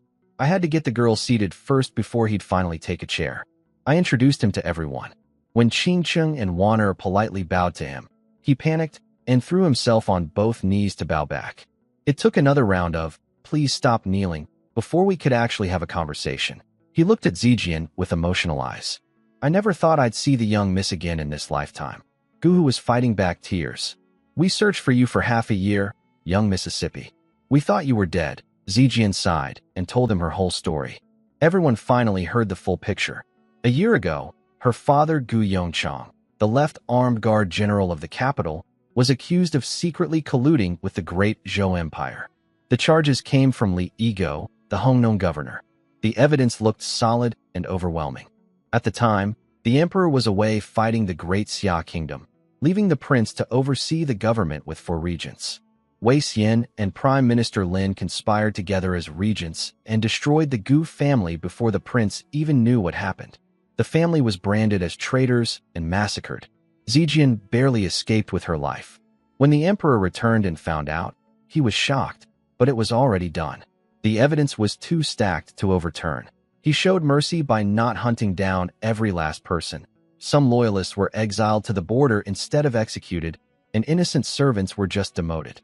Gu Hu had survived because he was away fighting alongside the emperor during the campaign. He never believed the treason charges and spent years trying to investigate, but he was powerless against the powerful ministers. He got demoted over and over until he bottomed out as a cavalry colonel. He'd been tracking down the exiled Gu family members, but most had died or disappeared. Zijian was the only survivor. She'd fled to the border, got captured, and disguised herself as a refugee war bride. Then she met me. Those bastards, Gu Hu's teeth were grinding. I've identified 3 of them, Li Yigo, Wei Xian, and Prime Minister Lin. At least that dog Li Yigo is already in prison waiting for execution. Zijian looked at me with grateful eyes, then asked Gu Hu, "Do you know who brought Li Yigo down?" He didn't. She just turned her gaze toward me. Gu Hu wasn't stupid. He connected the dots fast, then threw himself on the ground and started kowtowing. "Benefactor, thank you for avenging the Gu family. Please accept my deepest respects." I glanced at Zijian. In my head I was thinking, "Buddy, your young miss already thanked me plenty." But I couldn't say that out loud with Qingqing and Waner watching. "Get up, we're all family here." "No? What the young miss shares with you is family business. What I owe you is a debt of gratitude. This must be done properly," stubborn as a mule. He finished his full ceremonial bows, then declared that he and all 1,000 of his soldiers would serve me for life, through fire, through blades, whatever I needed. Wait, 1,000? He only brought 500. He explained he commanded 1,000 left guard soldiers total as a cavalry colonel, but figured bringing all of them might cause too much commotion. Too much commotion? 500 armored soldiers nearly gave me a heart attack. This guy clearly grew up training his muscles instead of his brain. Still, his troops were all elite veterans, most of them originally from the Gu family army. They'd spent years being marginalized and sidelined because of the family's downfall. I patted his shoulder. "All right, enough catching up. Can't let you go hungry on our first meeting." I turned to Qingqing and told her to have old John cook up a huge batch of potatoes, slaughter a pig, and make several big pots of food. I told Waner to have old Chow bring out all today's Forget Your Sorrows Valley production and buy more food and wine from town. I wanted to feast with the Gu family soldiers. I sent Gu Hu to bring the other 500 soldiers over too. After everyone left, it was just me and Zijian in the hall. She threw herself into my arms. She knew this feast wasn't really about introductions. It was for her dead father, for the Gu family, for this reunion. "Zijian, I promise you, whether it's Wei Xian or Prime Minister Lin, I'll make every one of them pay for what they did to your family." She trembled in my arms, tears streaming down her face. "Thank you, husband." Then she kissed me. Within 2 hours, my whole mansion was transformed. Pigs slaughtered, lamb roasting, like a holiday celebration. Gu Hu brought all 1,000 soldiers over, and they pitched in with the preparations. He introduced me to his 10 centurions along the way. Every one of them moved like trained fighters, with combat ratings of at least 68. I couldn't understand how they'd been stuck as mere centurions for years. My father-in-law Gu Yongchang must have been an incredible leader to inspire such loyalty. When the feast started, I sat at the head and raised my cup with everyone, villagers and soldiers alike. These were the first real troops I'd gained in this world. I needed to win their hearts. Brainwashing? That's my specialty. I gave a rousing speech that had half of them in tears, swearing to follow me to the death. Once I saw the effect was good enough, I told everyone to forget about duties and just drink until they dropped. When night fell, the soldiers planned to sleep in the courtyard. I refused. "This mansion is your home now. What kind of family sleeps outside?" I'd already had every spare room cleared out, just enough space for everyone. Even Zijian teared up at that. The mansion was big enough, with some adjustments. Housing 1,000 men wasn't a problem. I was already planning to buy surrounding properties to turn into proper barracks. That way, my home would be protected by an iron wall of soldiers, and they wouldn't have to commute. Nobody else in Dakian would dare privately house military troops like this, but I was the exception. The Emperor himself had assigned them to me. I also realized I could recruit a separate batch of local militia on top of these soldiers, giving me two forces to call on. But I had to play it cool. The Emperor wasn't naive. Getting too bold would only raise suspicion. One step at a time. The next morning, everything was back to business. Old Jiang and Goshing ran the workshop. Zijian helped me get ready. She told me Gu, who had already taken the soldiers for an early morning training run outside the city. Those military types really were built different. I needed old Chao to come with me to inspect the imperial farm, but Qingxing told me he'd left at dawn to negotiate buying the neighboring properties, following my orders from last night. The man was efficient. My three wives all wanted to come along. Warner was practically begging. She hadn't left the house in forever. I told them next time, after I got back from the military camp. They agreed without much fuss. Ancient women really were easy to manage. Just then, the sound of synchronized footsteps echoed through the yard. Guhu and his men were back from training. They all knelt the moment they saw me. I sighed. These guys and their formalities. I told Guhu to come with me to check out the imperial farm, since his troops would be the ones planting potatoes there anyway. He asked if we should bring soldiers along. No need. We're just scouting. A big group would attract unnecessary attention. Have the rest report to old Jiang in the back courtyard. He'll put them to work. Guhu followed my orders without question and sent the soldiers to help old Jiang. I was thrilled. 1,000 soldiers whose salaries were paid by the government, but I could use them however I wanted. Plus I got to collect their commander's stipend. What a deal. We grabbed 2 horses and headed toward the imperial farm. My mansion was in the northeast corner of the capital, not far from the farm, just past Changle Gate, and we'd practically be there. But when we reached the gate, some jerk blocked our path. The gate commander recognized Guhu immediately. Well, if it isn't Colonel Gu. Long time no see. He looked us both up and down with this smug, condescending sneer that made my skin crawl. The guy was big and muscular but had the face of a weasel, the type who bullies the weak and bows to the strong. I asked Guhu quietly if he knew this guy. His face darkened. Know him? We're old enemies. Great. The man, Commander Su Jiang from the Right Tiger Guard, was picking a fight on purpose. He demanded we show official travel documents and a road pass to leave the city. Guhu pushed back, pointing out that regular officials walk through these gates daily without any such paperwork. The rules about official documents only applied to military units traveling with troops, not 2 guys on horses. Su Jiang didn't care. He sneered and said since Guhu was technically a military officer, he needed the papers. When Guhu tried to argue, Su Jiang dropped the act completely. I finally caught you here. You think I'm letting you go? Guhu was furious but tried to stay calm. He suggested we just use a different gate. That made it worse. Su Jiang declared we couldn't leave at all now. He accused us of having no documents, claimed we might be enemy spies, and said he was going to search us under imperial law. Search us? I laughed coldly inside. Go ahead and try. Guhu's hand went to his sword. That was exactly what Su Jiang wanted. He'd been provoking us on purpose, waiting for someone to draw a weapon so he could cry assault. I reached over and pressed Guhu's hand down before he could unsheath the blade. I gave him a look that said, "Calm down, I'll handle this."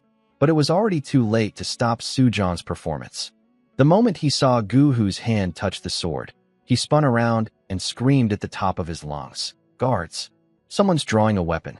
Assassination attempt. Su Jiang's shout brought a swarm of Gates soldiers rushing over, even from the nearby barracks.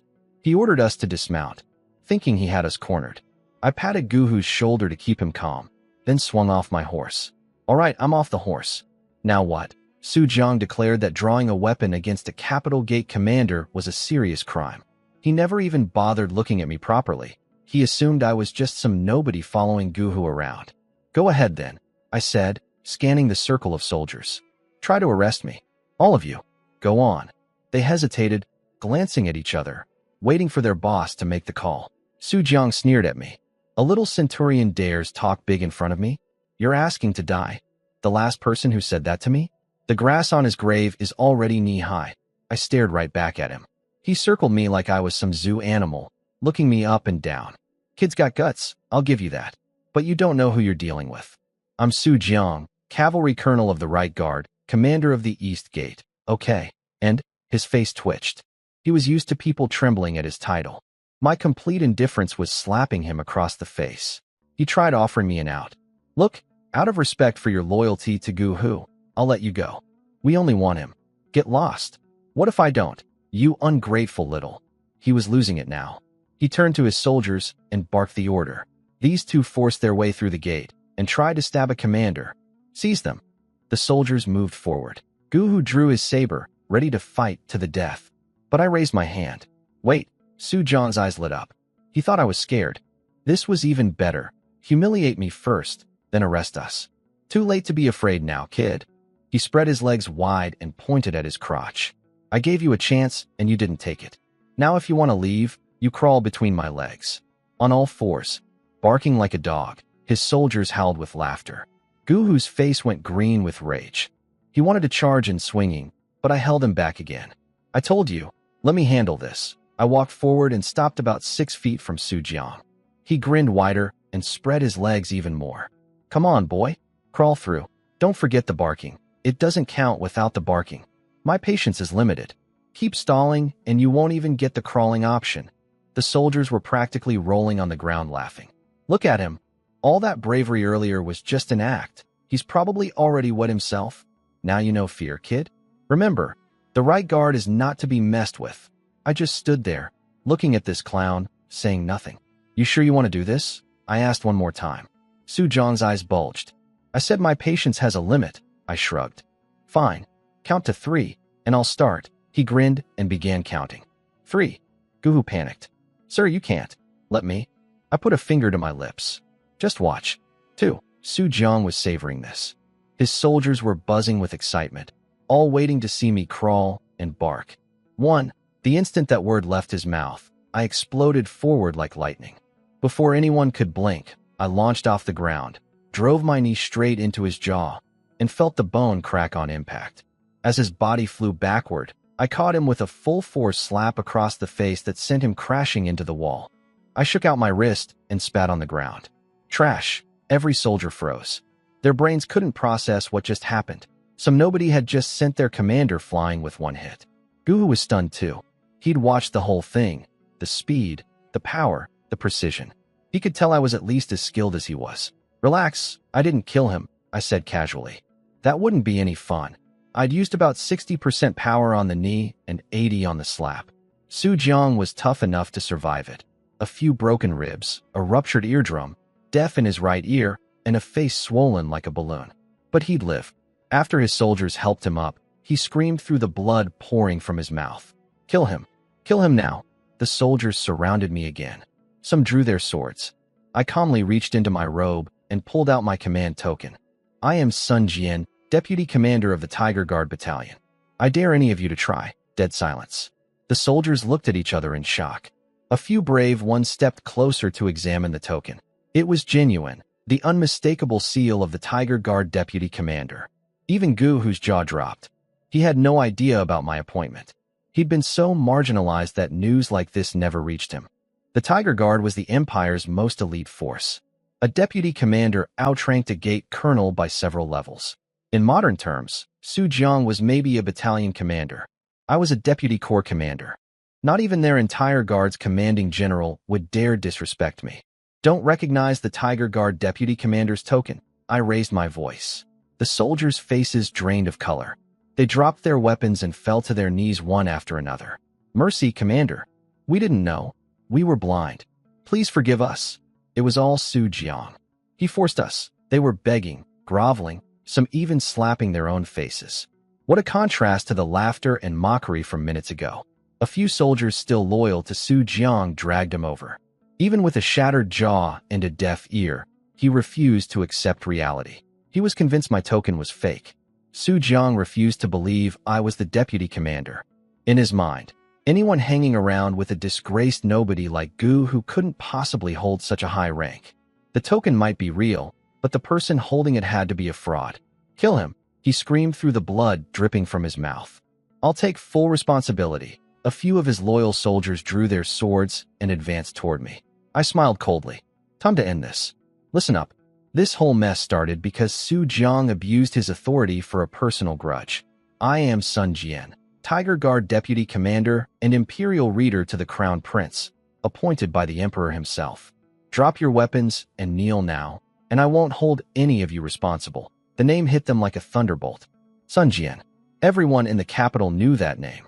The poet behind Water Melody, the genius doctor, the bandit slayer, the inventor, the man who beat the Emperor's own bodyguard in a fight, the rumored heaven-sent prodigy who might solve the Empire's food crisis. The soldiers who'd been charging at me stopped dead in their tracks. The ones already kneeling turned even paler. They'd been mocking and threatening the Sun Jian this whole time. Even Gu, who behind me, was stunned. He'd been so isolated that he'd barely heard the recent rumors. Now it all clicked. The legendary figure everyone was talking about was his benefactor. I walked past the frozen soldiers straight to Su Jiang. His face was ashen. "What's wrong, General Su? Didn't you just tell me to take a good look at myself? Maybe you should take a look at yourself right now." He said nothing. The fear in his eyes was worse than any physical pain. I spread my legs apart and pointed down, copying his exact pose from earlier. "Kneel. Bark like a dog. Crawl through. Then we're even." Everyone stared at Su Jiang, waiting. His face went dark. He stood there trembling, jaw clenched, weighing his options. If I was a fake, crawling would destroy his reputation forever. If I was real, he was already finished no matter what. Cornered animals bite. I saw the shift in his eyes a split second before he moved. His hand shot to his sword, and he slashed at my neck with everything he had. Fast, powerful, aimed to kill. Even Gu, who couldn't react in time from that distance. But I had 80 strength points and 70 agility. My body leaned back on pure instinct, and the blade whistled past my throat by inches. If I'd been even a heartbeat slower, my head would have been rolling on the ground. Su Jiang knew his sneak attack had failed. He didn't hesitate. He immediately swung the sword down at my skull for a second strike. That second slash was aimed right at my skull. I'd had enough. "Go to hell." I kicked him square in the chest with 90% of my strength. The crack of his ribs breaking echoed across the gate. His body flew backward like he'd been hit by a truck, and his sword clattered to the ground. At least 3 ribs broken from that one kick. But the cockroach got back up. Blood pouring from his mouth, eyes bloodshot. He charged at me with his bare fists. In his mind, fighting was his only chance. Surrender meant certain death. I dodged his punch easily, then slapped him across the face again. 2 teeth went flying. He crashed 2 meters away and skidded across the ground. With 65 points of combat ability at best, this guy was all size and no skill. He didn't even know how to use his own strength properly. Desperate, Su Jiang screamed at his soldiers. "He can't be the real deputy commander. Kill him. Kill him."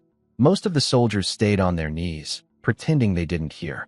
But 5 or 6 of his loyal followers hesitated, then made up their minds. They were already in too deep. They'd mocked me, threatened me. If I was really Sun Jian, they were dead either way. Might as well fight. "Want to join in?" I cracked my neck. "Come on then. All of you. I don't mind crippling the whole lot." Guhu tensed up behind me. I told him to stay put. "Just ants. Don't bother." They rushed me with drawn swords. I slipped between their strikes like a ghost, using 8 trigrams boxing. Fluid, precise, devastating. I wasn't holding back anymore. Every counterstrike targeted something vital. An arm here, a kneecap there. The sound of snapping bones came one after another. Within moments, all 6 were writhing on the ground, clutching their broken limbs and screaming. Then I went straight for Su Jiang. A punch to the gut doubled him over. I grabbed his collar, lifted him like a chicken, and slammed him against the city wall with my hand around his throat. A huge muscular man dangling in the air, held up by a lean young guy half his size. Anyone with martial arts training could see this wasn't ordinary strength. "Thought you could kill me?" The man who can kill me hasn't been born yet. His face turned purple. His eyes rolled back. Blood and foam dripped from his mouth. I tossed him aside like a deflated balloon. "Think we're done?" "Not yet." I walked over and snapped both his arms with my bare hands. His scream could probably be heard across the entire district. "Sorry. Your legs too." I crushed both his shin bones under my foot. One final scream, then he passed out cold. Not dead, but barely alive. Just a breath left in him. That was exactly what I wanted. I'd considered killing him, but this was better. Death would be too quick and too merciful. Besides, I was the Tiger Guard Deputy Commander and the Crown Prince's Imperial Reader now. I couldn't just go around killing people for personal satisfaction and bring trouble to everyone behind me. Leaving him alive as a broken, crippled wreck sent a much stronger message. I spat on Su Jiang's crumpled body. That's what you get. You wanted me to crawl through your legs barking like a dog. Dream on. Now look who's drinking the punishment wine. I broke all 4 of your limbs, so you'll remember. Keep your eyes open next time you pick a fight. Oh wait, you probably won't be going anywhere anymore. I dusted off my hands and walked back. The remaining soldiers were shaking like leaves, kowtowing so hard their foreheads were probably bleeding, begging for mercy. I ignored them. Guhu rushed over, worried I might be hurt. I waved him off. Those losers couldn't even touch my sleeve. He knelt and apologized, blaming himself for causing this mess. I told him to get up. That guy deserved it. Consider it payback for everything he's done to you. Guhu warned me that gate guards were posted every 10 steps, with patrols every 100. It wouldn't be long before reinforcements arrived. He was right. I could already see them coming. 300 meters down the street, a large column of right guard soldiers was marching toward us, led by 3 officers on horseback. Up on the city wall, more troops were filing down the ramps headed our way. Guhu's face went white. If these newcomers were anything like Su Jiang, we'd be seriously outnumbered. Hundreds of armed soldiers against 2 men. Even I couldn't handle that. I could see him mentally preparing to die protecting me. The troops arrived and surveyed the scene. Soldiers groaning on the ground with broken limbs. Su Jiang unconscious in a pool of blood with all 4 limbs twisted at wrong angles. A group of soldiers kneeling and begging. And then me and Guhu, standing there perfectly fine, not a scratch on either of us. The lead officer ordered the wounded evacuated to a medical station immediately. When his men reported that Su Jiang was barely alive with all 4 limbs snapped, his face turned dark as storm clouds. He ordered them to save Su Jiang's life at all costs.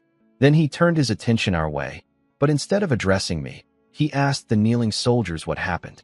Guhu leaned in and whispered, "That's Su Hai, Right Guard Lieutenant General, Su Jiang's cousin and direct superior." The implication was obvious.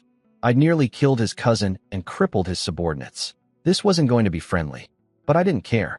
I'd dealt with vengeful brothers before. Su Hai was just a lieutenant general, basically a brigade commander. If he wanted to avenge his cousin, I'd happily make it a matching set of cripples.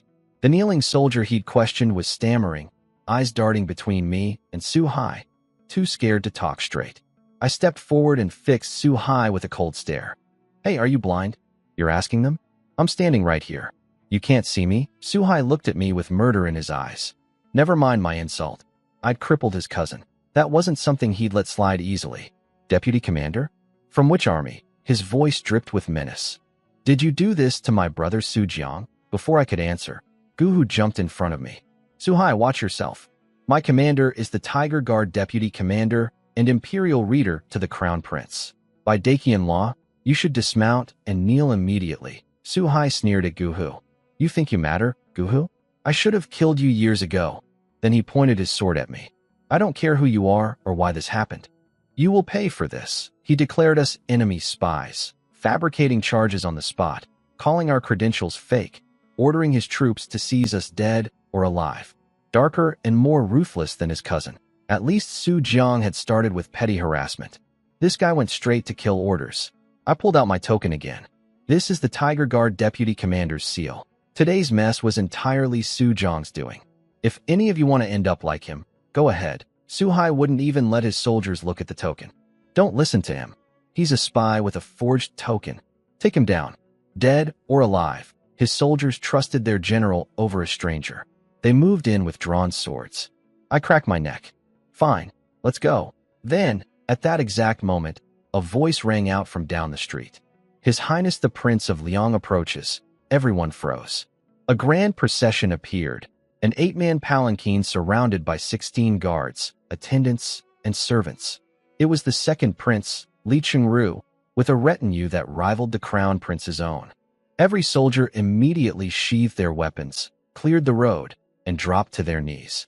Even Su Hai scrambled off his horse and knelt. Guhu knelt too. I was the only one left standing.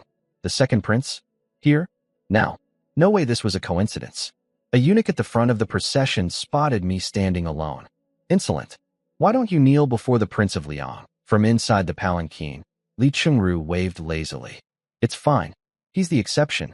If he doesn't want to kneel, he doesn't have to. He stepped out and walked up to me with a pleasant smile. Long time no see, Sir Sun. Or should I say General Sun now? Your Highness can call me whatever he likes, I replied coolly. No, proper titles matter. Father appointed you Tiger Guard Deputy Commander. Can't disrespect that. He patted my shoulder casually. That little performance shattered whatever was left of the soldiers' resistance. The same men who'd been ready to kill me moments ago were now pale with regret. If the second prince himself was treating me like a valued colleague, not even requiring me to kneel, then my rank was obviously real. They'd almost attacked a genuine deputy commander. They were finished. Every soldier turned hateful eyes toward Su Hai, the man who'd egged them on. Su Hai's forehead was dripping sweat, his mind clearly racing for an escape plan.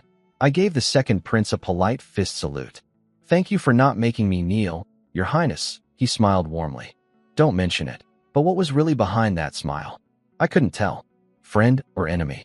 I had no idea. But one thing was certain. This man was every bit as deep and calculating as his father. Dealing with him required extreme caution. Everyone get up, the second prince said, scanning the kneeling soldiers with cold eyes. The soldiers stood up, but looked terrified. The second prince walked over to Su Hai with that calm smile of his. You're Su Hai, correct? Yes, Your Highness. Su Hai relaxed slightly, seeing the smile instead of anger. He'd already prepared a speech to clear himself, paint himself as a loyal patriot, blame everything on the confusion. But the second prince didn't ask a single question. He just waved to his guards. Take him to prison. Send him to the Ministry of Justice for trial. Su Hai's jaw dropped. I'm innocent. Your Highness, please. I was only serving Dakian. The prince didn't even turn around. He waved his hand, and the guards dragged Su Hai away screaming. No explanation, no investigation, no chance to defend himself. Just gone.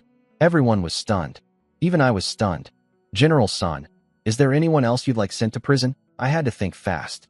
On the surface, this looked like the second prince doing me a huge favor. But was it really? He'd just thrown a lieutenant general in jail without even asking what happened. That kind of power play could easily be turned against me later. What if he was setting me up, making it look like I abused my connections to imprison people? Your Highness, this seems a bit. He read my concern immediately. Don't worry. I oversee the Ministry of Justice. I already received a report about this incident on my way here. I know the full story. Everything I'm doing follows Dakian law. No personal bias. That calmed me down somewhat. But what was his angle? Why help me? I was the Crown Prince's man, his political enemy. Was he trying to recruit me? That seemed too clumsy for someone of his caliber. The two brothers had been at each other's throats for years. Anyone else need to be locked up? He asked again. I looked around at the trembling soldiers. No, they were just following orders. Let them go. He nodded and addressed the troops. General Sun is being generous. You'll each report to the military inspector for 20 lashes. Consider this matter closed. As for Su Jiang and the soldiers who attacked General Sun, they'll be handled by the military inspector's office. The soldiers practically collapsed with relief. 20 lashes beat prison any day. They bowed and scattered, leaving just a few of Su Jiang's men to resume gate duty. I couldn't believe it. Minutes ago, I was surrounded by drawn swords. Now everything had evaporated like smoke. Whatever his motives, I owed him thanks. I bowed properly. I appreciate your help today, Your Highness. It was nothing. He patted my shoulder again. Your Highness has impressive intelligence networks. You arrived so quickly and already knew the whole story, he smiled. I happened to be nearby. A soldier filled me in on the way over. The rest I figured out myself. Plausible enough. I dropped it. Then he asked if I was still heading out of the city. I told him I was. Imperial orders to visit the Imperial farm. He nodded thoughtfully. When you return, why not stop by my residence? It's not far from here. We could chat. This guy really knew how to work people. He'd just solved my problem, shown me respect in front of hundreds of soldiers, and now he was extending a personal invitation. All perfectly timed to make refusing feel ungrateful. Classic manipulation disguised as kindness. He'd just helped me, and now he wanted me at his residence. Refusing would seem rude, but accepting was complicated given our political positions. Your Highness, I already have plans this afternoon. I need to visit Governor Yao's residence. I'll come by another day to properly thank you for today. He wasn't bothered by the rejection. Still smiling. Then I'll be waiting, General Sun. Don't forget our appointment. I watched his procession disappear down the street. Guhu asked if the second prince and I went way back. I told him this was only our second time meeting and our first actual conversation. His jaw nearly hit the ground. A prince treating a near stranger with that much respect? He couldn't wrap his head around it. He's trying to recruit me, I said flatly. We'll deal with that later. Let's get to the Imperial farm. We rode out through the gate.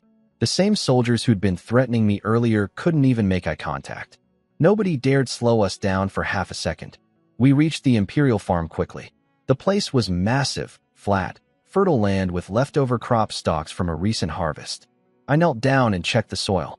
Incredible quality. I wouldn't even need to till it properly. Just burn the old stalks and plant the potatoes directly.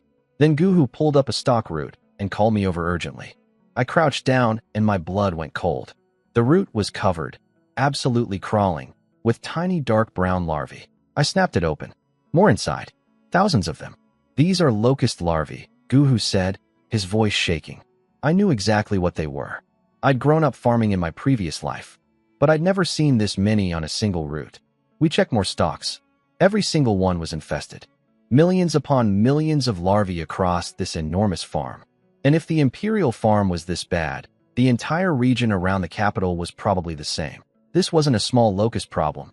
This was a once-in-a-century plague waiting to happen. Guhu asked if we could just burn everything now and stop it. I shook my head. It's not just this field. Every piece of farmland around the capital probably looks the same. Burning one farm won't help. When the swarm hatched, they'd devour everything. Not just crops, but grass, leaves, bark, everything. Next year, there'd be nothing to eat. Millions of people could starve to death. We need to get back. The Emperor has to know about this immediately. But seeing the Emperor wasn't simple. Without a special summons, I'd need to file a request, wait for approval, wait for a scheduled meeting. The whole bureaucratic nightmare. There wasn't time for that. I raced home, wrote an urgent letter detailing everything, grabbed the infested stock samples, and headed straight for Governor Yao's residence with Guhu. Yao was the only person who could get this information to the Emperor fast enough. Neither of us said a word on the ride there. The weight of what we discovered pressed down on both of us like a stone. We arrived at Governor Yao's mansion just as the prince's procession pulled up. After quick greetings, we walked in together. Li Qianqing kept trying to chat, but I wasn't in the mood. He noticed immediately. Something's wrong with you today? What happened? I wanted to tell him about the locusts, but his attendants Lu Jin and bodyguard Li Ziging were right there. Too many ears. There is something big. Let's wait until we're with Governor Yao. Inside the garden pavilion, Yao Tianzheng had tea waiting. After the formal bowing and pleasantries, we sat down. I was about to bring up the locust disaster, but Yao started talking about the court session first. He wanted to test whether we'd figured out the Emperor's intentions. Both the prince and I nodded. We'd had 2 days to think it over and had reached the same conclusions. The prince spoke first, and he nailed it. The attacks on Sun Jian weren't really about him. They were aimed at weakening the Eastern Palace, cutting off my right arm. Lu San and Zhang the eunuch were just disposable pawns. Even Wei Xian is only a claw. The real hand behind everything is one of my brothers. His eyes turned cold. He'd already eliminated the possibilities. The fourth prince was at the border, never involved in politics. The sixth was only 7. The ninth was still a baby. That left only one person, the second prince, Li Qingru. Governor Yao sighed and agreed. The second prince was supposed to govern Liang province, but that territory was still a war zone and couldn't be reclaimed. So he stayed in the capital, accumulated positions including control of the Ministry of Justice, and his ambitions kept growing. I frowned. If the Emperor knows all this, why doesn't he just send the second prince away? Give him another territory, or station him at the border like the fourth prince? Keeping someone like that in the capital is asking for trouble. Yao shook his head. The feudal assignments were made at birth. You can't change them on a whim. That would make the Emperor look inconsistent. How can you govern a nation if you reverse your own decrees? Besides, the second prince is still the Emperor's son. Without solid proof of wrongdoing, banishing him would only breed deeper resentment. Give a bitter man an army at the frontier, and you create an even bigger threat down the road. Then don't send him to the border, I argued. Just get him out of the capital. Assign him something that keeps him away from political and military power. Yao waved me off. You can't think about it that way. The second prince is brilliant and capable. He's the emperor's own blood. Wherever he goes, he'll naturally attract political and military power. If the emperor can't even trust his own son, who can he trust? Using outsiders instead would create even bigger risks of rebellion. He had a point. If you strip a prince of his duties just because you're suspicious, you're handing those same powers to outsiders who might be even more dangerous. And even without an official position, a prince with ambition can still secretly recruit allies and build forces. Removing Wei Xian from his post wouldn't stop him from working behind the scenes for the second prince. And what about the sixth and ninth princes when they grow up? Yao continued. Strip them too? What about Prime Minister Lin, who's arguably an even bigger threat? Remove everyone you suspect without proof? Then who runs the government? Who commands the officials? The emperor's only real option is balance, using each faction to check the others. The second prince is a whetstone to sharpen the crown prince. If the prince can't learn to handle rivals like this, how will he ever rule the empire? I nodded. That actually made sense. Even if Liang province gets recovered someday, Yao added, the emperor would probably keep the second prince in the capital rather than send him to his territory. Keeping him close is the only way to truly maintain the balance. Li Qianxing stood up and bowed deeply to Yao. I understand now, teacher. He'd been blaming his father for not protecting him more directly. Now he finally grasped the emperor's deeper reasoning. Then Yao asked the prince to explain the emperor's final moves at court. Li Qianxing laid it out confidently. Father knows Wei Xian is behind everything, but Wei Xian can't be touched directly. The Wei family is the second most powerful noble clan. Their people are embedded in military units across the empire. If cornered, Wei Xian could rally them all. Even with solid proof, Father would publicly question the evidence and protect Wei Xian's face, because removing him too quickly could trigger something worse. The only option is to slowly strip his power, piece by piece. The Tiger Guard is controlled by Wei family loyalists. Father sent Sun Jian in as deputy commander to gradually take control, strengthen my position, and dig up evidence against Wei Xian, all without alarming anyone. That's the two birds with one stone. Yao nodded approvingly throughout, but then said, Not two birds, Your Highness. 3. The prince looked puzzled. Yao turned to me. Sir Sun, can you see the third? I smiled. Dismantling the factional warfare. The prince frowned, not immediately getting it. But Yao's eyes widened briefly before settling into a deeply satisfied expression. He told me later that even he hadn't figured out that third layer on his own. The emperor had to explain it to him directly. Yet I'd nailed it in 2 words without anyone telling me. The idea was simple. Once the prince controlled the Tiger Guard and Wei Xian's network was dismantled, it wouldn't just strengthen the prince. It would fundamentally reshape the court's power structure.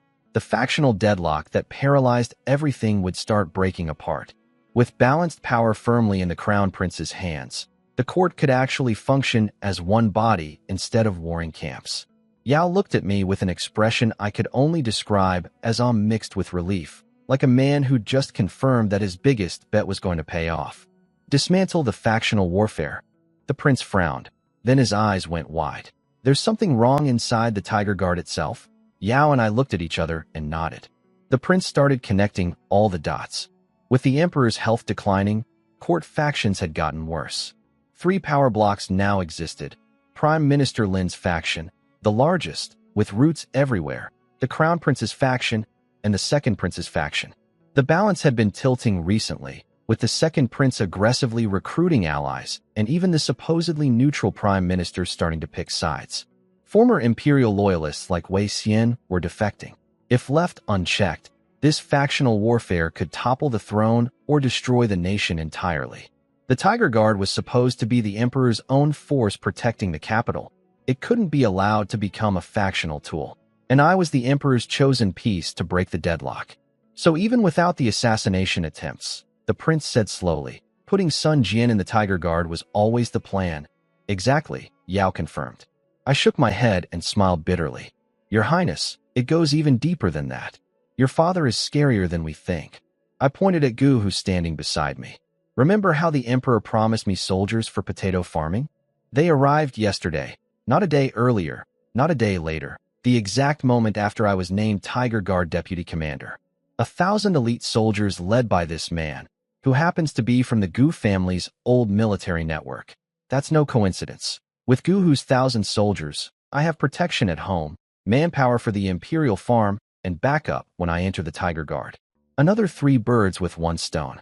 The Emperor planned the entire chessboard in advance and just placed each piece at exactly the right moment. The prince was stunned into silence, then slowly nodded with newfound awe for his father. I turned to Yao. And Governor Yao, your little performance in court that day, guiding everyone toward Wei Xian, that was coordinated with the Emperor too, wasn't it? Yao laughed. You're not wrong. The Emperor hinted at his intentions, and I simply read between the lines. Simply is generous, I said flatly. You two probably planned that for quite a while. The old fox kept playing innocent. I wanted to throttle him. These people and their bottomless scheming. All 1,000-year foxes pretending to play innocent with me. I pressed on. I think the Emperor left me 2 safety nets. First, eunuch Su from the imperial household. Even if I hadn't bribed him and asked questions, he would have found a way to feed me the information about the Tiger Guard's internal structure. And the second? Yao asked, clearly enjoying this. That involves you, Governor. Lu Shiyun, the Tiger Guard Lieutenant General who commands the archers. Your protege, promoted after the Wuhan campaign in the 7th year. The Emperor and you planted him inside the Tiger Guard years ago, waiting for exactly this moment. I turned to the prince and explained. With Guhu's troops supporting me from outside and Lu Shiyun as an ally inside, I can move freely within the Tiger Guard. That's what Governor Yao was going to tell us today. Yao's smile was practically glowing now. He said, Good, 3 times in a row. It seems I'm no longer needed for explanations. Sir Sun has already figured out everything on his own. With someone like this supporting the Crown Prince, our empire's future is bright indeed. I gave Yao a look. He and the Emperor had been using me as a chess piece this whole time, and they weren't even subtle about it. If he hadn't helped me before, I would have cursed him out right there. Honestly, I didn't care about unifying the empire. I just wanted to live my life, protect my people, and deal with threats as they came. History was full of emperors who slaughtered their loyal helpers once they were no longer useful. Liu Bang, Zhao Go, Zhu Yuanzhang. I'd help Li Qiansheng because he was my friend, not because he was the crown prince. But if he ever turned on me, I wouldn't hesitate either. The prince formally bowed to me and asked for my continued support, calling me, Sir, instead of his usual, Brother Sunday. It gave me goosebumps. I help you because you're my friend, not because you're the crown prince, I told him straight. We both laughed, and the tension broke. Then the prince asked Yao what exactly was wrong inside the Tiger Guard. I wanted to know too. I was starting tomorrow. But the old fox shook his head.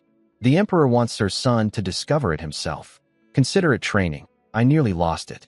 They'd laid out this entire elaborate plan, and now at the last step they wanted me to figure things out on my own?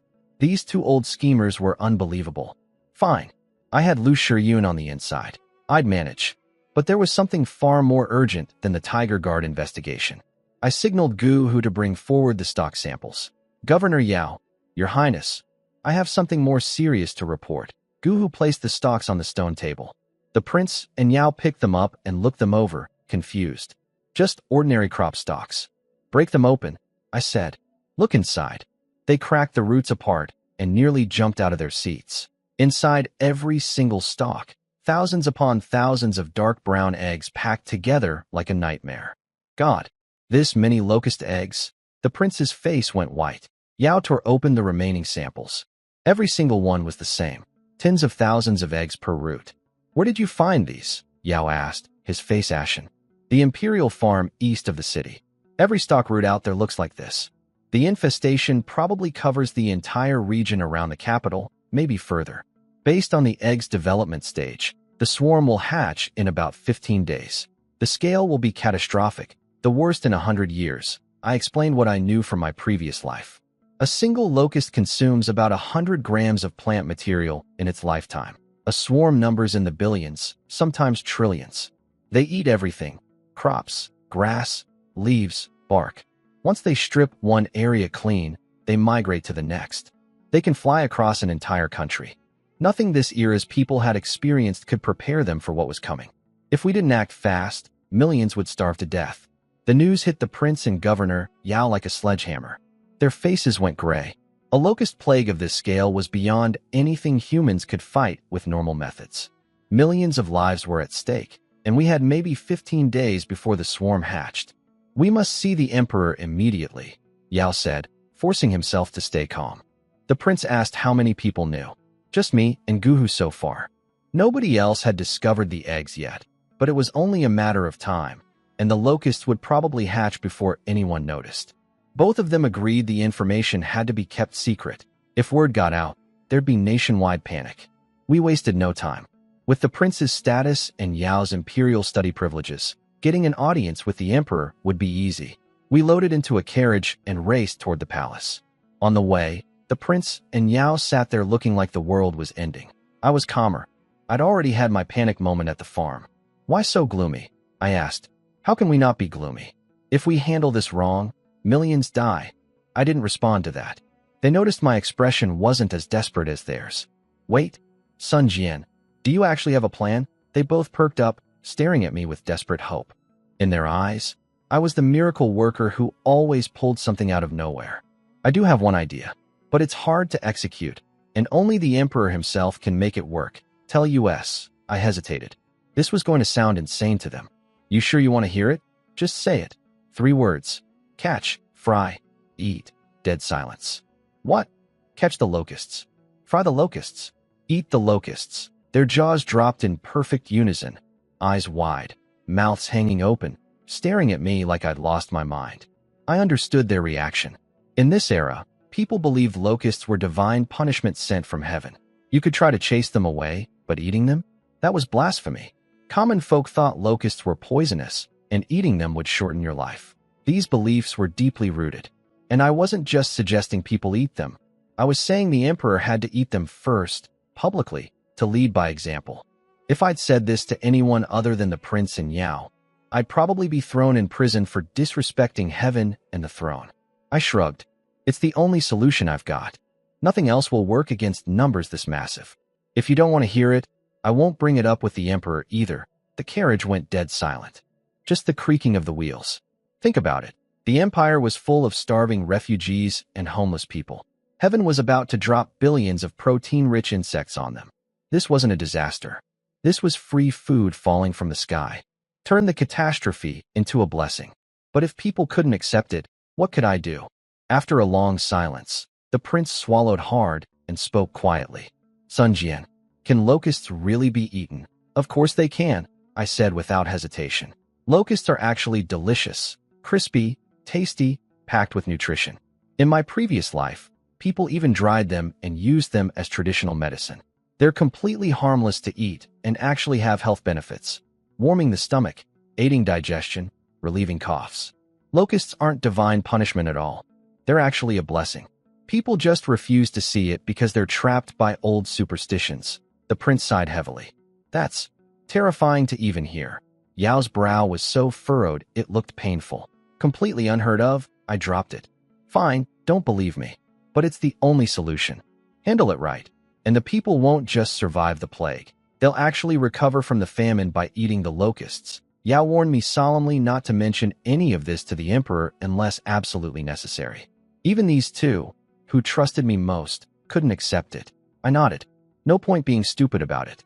We entered the palace and waited outside the Taiji Hall. My written report had already been delivered ahead of us. Within minutes, we were summoned inside. The emperor sat in his dragon robe, face stern, holding my report. He'd read it 4 times already. Each time, his face got paler. He didn't ask questions right away. Instead, he ordered seats brought for us, unusual enough to signal how serious this was. After a long silence, he stood up abruptly. Wang De, summon every senior minister to the Taiji Hall immediately. No delays. Wang De practically ran out. He'd served the emperor for decades and had rarely seen him this shaken. Then the emperor fixed his cold gaze on me. According to your report, this swarm could reach hundreds of billions. I wouldn't dare exaggerate to your majesty. Based on the egg density I observed, it'll start at hundreds of billions and quickly reach a trillion. At peak, possibly tens of trillions. Everyone in the room gasped. Even the prince and Yao, who'd seen the evidence. We'd discussed the scale being catastrophic, but never put actual numbers on it. Tens of trillions of locusts would strip the entire empire bare. Not a blade of grass would survive. The emperor set down the report and began pacing. The empire was already battered, 2 years of drought across the western provinces, last year's earthquake in the northwest causing floods and famine, the Yellow River overflowing, constant border wars draining the treasury. People were already starving. In some places, families were trading children for food. If this locust plague hit on top of everything else, Dakian might not survive. Is heaven truly trying to destroy me? Destroy my empire? He murmured, staring out at the sky. That was my opening. Ancient emperors always blamed themselves for natural disasters, believing heaven was punishing their mistakes. I needed to break that thinking before I could propose my real solution. I stepped forward. Your Majesty, please don't blame yourself.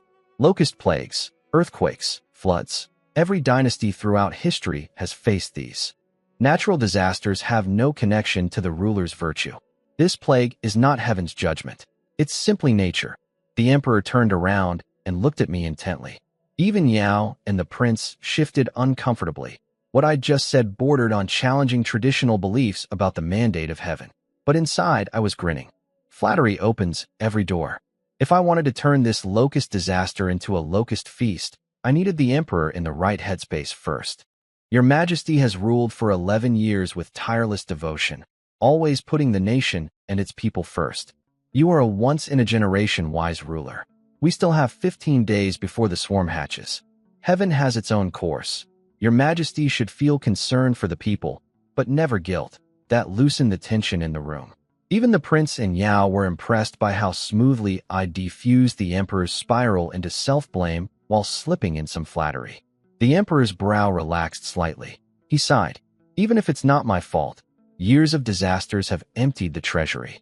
Wars on every border. The nation can barely stand. And now this. The prince stepped up with 3 proposals. First, survey the full scope of the infestation. Second, lock down information and prepare emergency grain stores. Third, save seeds for replanting after the disaster. Yao endorsed it. The emperor went silent. I could guess what he was thinking. The prince's plan sounded reasonable, but it couldn't actually solve anything. Where would emergency grain come from when the treasury was already empty? Previous disaster victims hadn't even been fed yet. People were already eating tree bark, clay, even corpses and children. Post-disaster seeds? If people had seeds, they'd eat them before planting. The oppressive silence stretched on until a eunuch announced that the senior ministers had arrived. 7 men filed in. Prime Minister Lin Xuanfu, the imperial censor, the ministers of revenue, justice, war, personnel, and works. Including Yao, that made 8 of the 11 senior advisors present. The other 3 were provincial governors too far away to attend. When Wei Xian walked in, our eyes met. We both flinched. Every time I saw that man, I had to swallow my rage. The emperor passed my report around. One by one, their faces turned ashen. When they examined the stock samples, they were speechless. Prime Minister Lin, to his credit, stayed composed. Has this been verified, Your Majesty? The emperor didn't answer, just had Wang to show them the evidence. After discussion, Lin presented the group's conclusions. Similar to the prince's plan, but more detailed. Suppress information, stockpile grain, destroy eggs before hatching, pay soldiers to catch adult locusts, encourage farmers to raise locust-eating poultry, and use the ancient method of setting fires at night with trenches to trap and burn swarms. The emperor scanned their faces. This is all you've got? They nodded. It was the best they could think of. The emperor sighed. Same old methods. But where was the money? The treasury had been bled dry. They couldn't even fund relief for the existing disasters. The revenue minister suggested pulling troops and supplies from C province, which had managed a harvest last year despite floods. Maybe that could cover the immediate crisis. Before anyone could respond, Wei Xian stepped forward. Your Majesty, I disagree with Minister Mi's proposal. Wei Xian argued against pulling supplies from C province. Our troops there are fighting the Great Xia Kingdom. 10,000 soldiers waiting for provisions. Divert their grain, and we risk a mutiny at the front. The revenue minister fired back. If not C province, where? Every other province was barely surviving. Wei Xian doubled down. Locust plagues happen all the time. As long as we destroy the eggs properly, it won't be that bad. I couldn't help it. I let out a cold laugh. This old bastard was unbelievable. Not that bad. This could be the worst locust disaster in history, and he was brushing it off.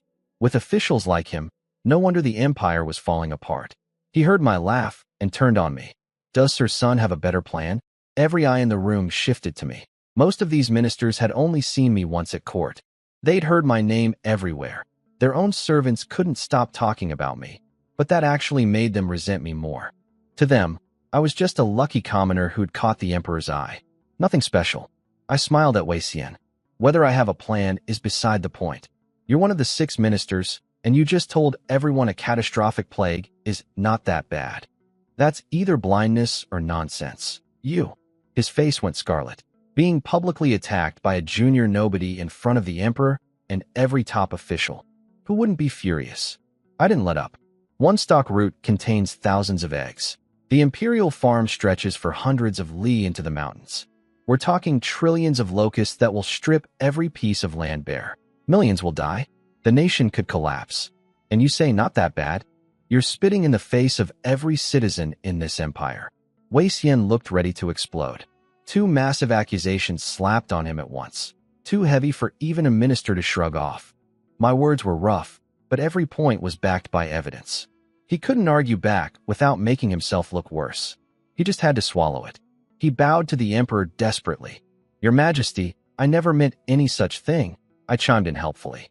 I can confirm Minister Wei was merely speaking nonsense, not actually abandoning the empire. He nearly coughed up blood. The emperor cut us both off. Enough. This is not the place for bickering. We both dropped to our knees and apologized. He waved us up without any real punishment. The other ministers noticed. Anyone else would have been disciplined for arguing like that in the imperial hall. The emperor's favoritism toward me was on full display. Then he turned to me. Sun Jian, do you have a solution for this plague? I froze. My idea was the locust-eating plan. But on the ride over, both the prince and Yao had explicitly warned me not to say it in front of the emperor. Now the emperor was asking me directly. I glanced at the prince and Yao for support. They both looked away. Those traitors, abandoning me at the critical moment. Sun Jian, I'm asking you a question. The emperor's voice turned icy. I gritted my teeth. Screw it. Your Majesty, I do have a method. If executed properly, it can completely eliminate the locust plague. The emperor shot to his feet. Every minister in the room stared at me like I'd grown a second head. Completely eliminate a locust plague? That sounded absolutely insane. Wei Xian sneered under his breath. A commoner like you has a solution? Cure a locust plague? I'll have you charged with deceiving the emperor. The other ministers piled on. Prime Minister Lin called me reckless and arrogant. The personnel minister said no genius in history had ever claimed to cure a large-scale locust plague. The imperial censor said I'd gone insane from fear.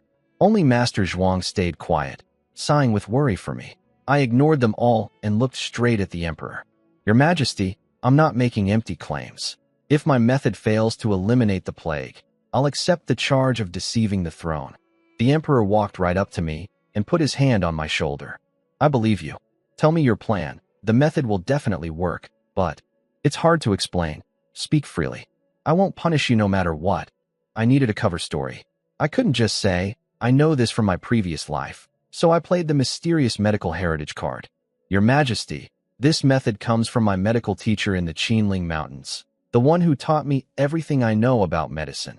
Across the room, the prince almost choked. On the carriage, I hadn't mentioned any teacher. He knew I was lying through my teeth right in front of his father. Governor Yao rubbed his forehead. He realized I was dragging both of them into my deception since they knew the truth.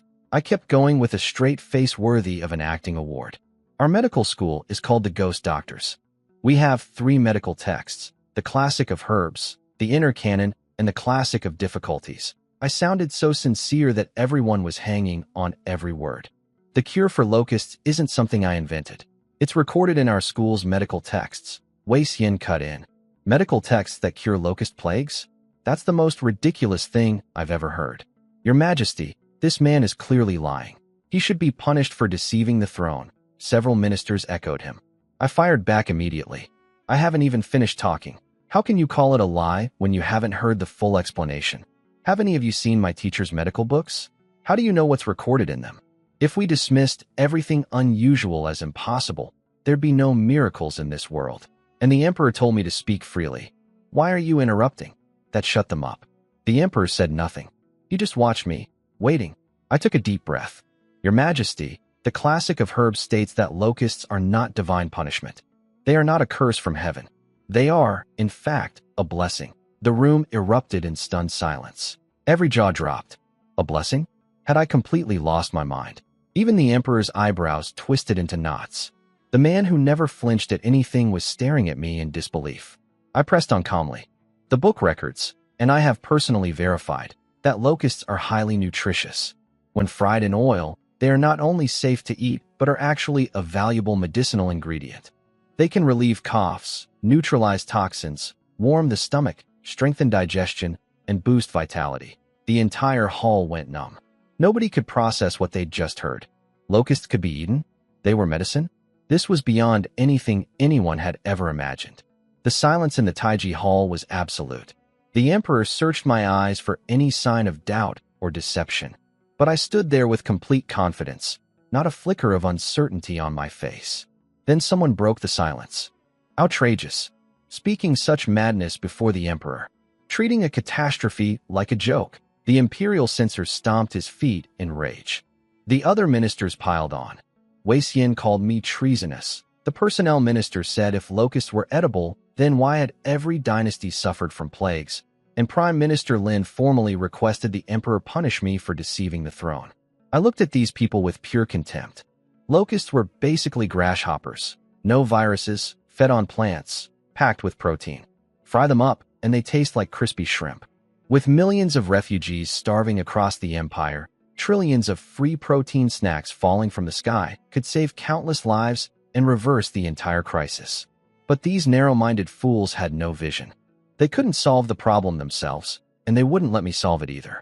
Fine, let the empire burn then. I was about to give up and tell the emperor to find another solution when Governor Yao suddenly spoke up. Your Majesty, I've actually heard of Sir Sun's method before. The room went silent. Everyone knew the Yao family had been renowned physicians for generations. Yao himself was famous for his medical skills. If he said he'd heard of this, it wasn't just some commoner's nonsense anymore. I was stunned, but immediately understood. Yao was putting his own neck on the line to back me up. He was tying his fate to mine out of pure trust. I was deeply moved. Yao explained with a perfectly straight face. Our family's medical text, the Compendium of Herbs, contains a section on locust medicinal properties. It describes drying and grinding locusts into powder to treat conditions like convulsions and whooping cough. If ground locusts can be taken as medicine, then Sir Sun's suggestion of frying them for consumption follows the same medical logic. The prince jumped in immediately. Father, the teacher is right. Same insect, same consumption, just different preparation. Medically speaking, the principle is identical. Even Wang De chimed in. If locusts can be taken as medicine, then they can surely be eaten as food.